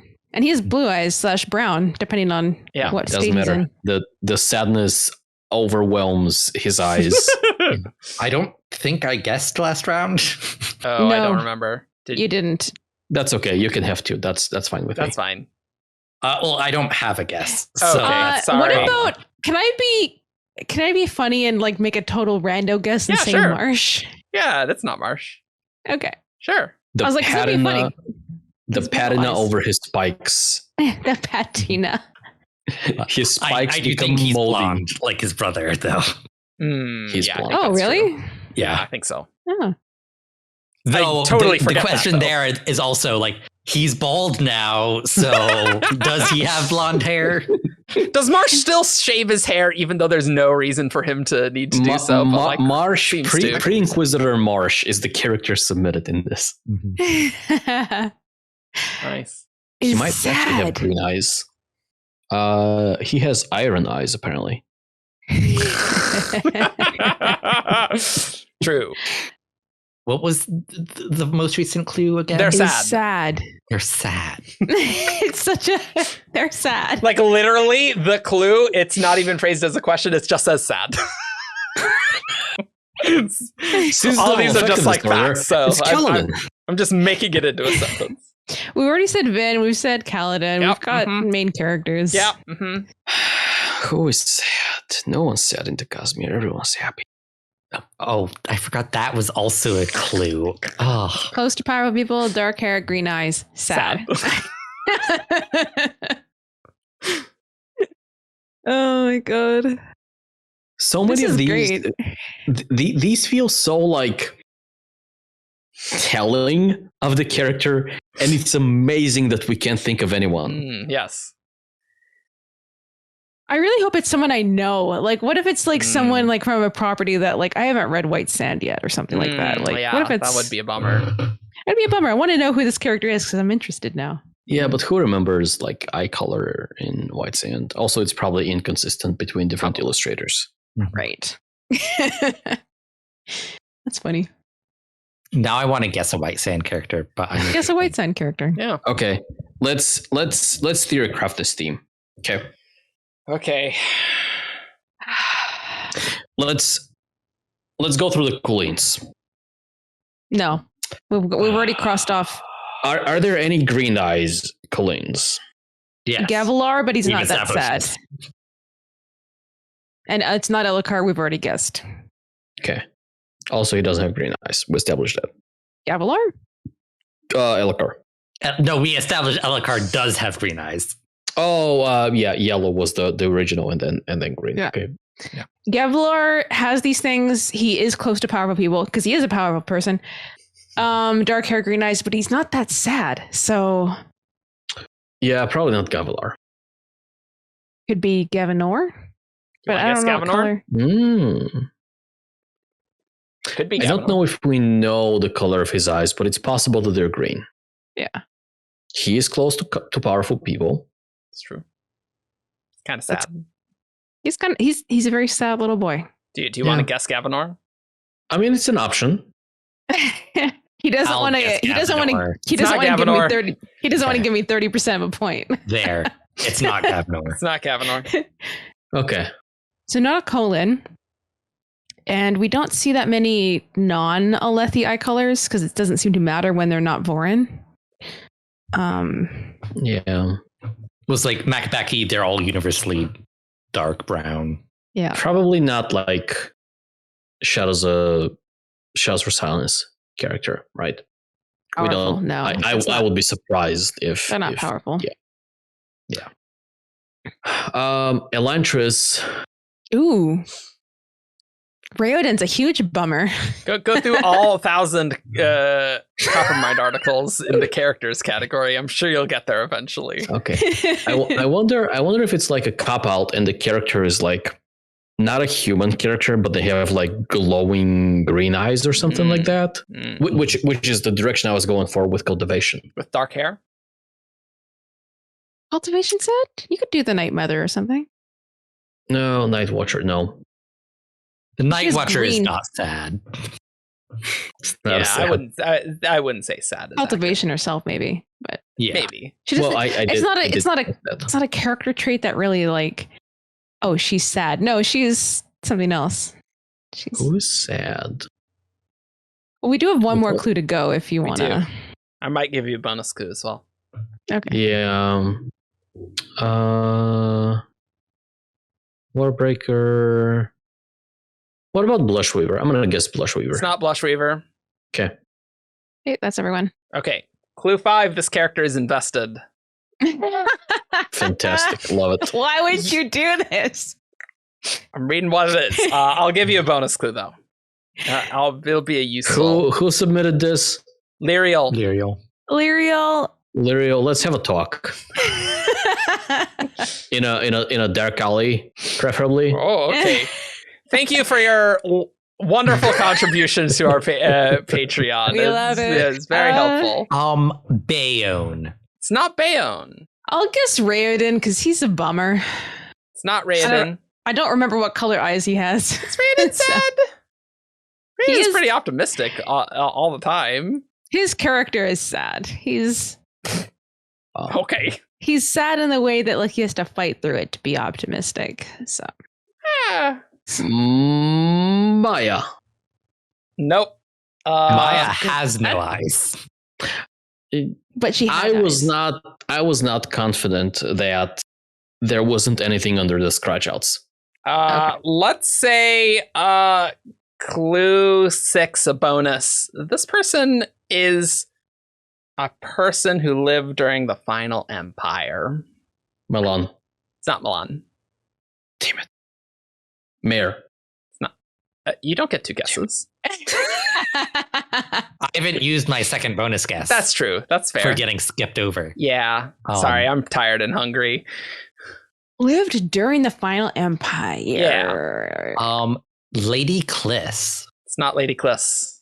Okay. I want to guess a Condra, so I'll guess Orsur. Nope.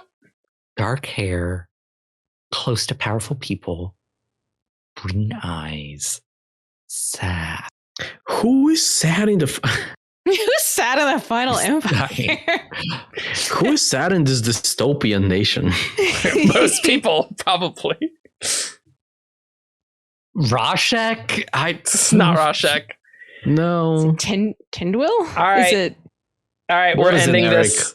The answer is Beldra. She does, in fact, have dark hair and green eyes. So, and sadness is kind of her defining trait, isn't it? She's laying like in the garden, and Spook's like, "Oh, damsel in distress." This is fine. And she is close to powerful people for where she is, you know. All right, L'Oreal, you were allowed to not meet me in the dark alley. Physical descriptions make things really hard because it's like if you don't remember it, it's not useful at all, you know? I don't remember this person, so... well, she don't got... remember Spook's girlfriend? They totally get together. No, I don't. And then Spook sleeps with a lot of other people eventually, so I'm sure it went great. You don't know that. It's fully possible that she gave birth to like 20 children. I guess. I guess that's possible.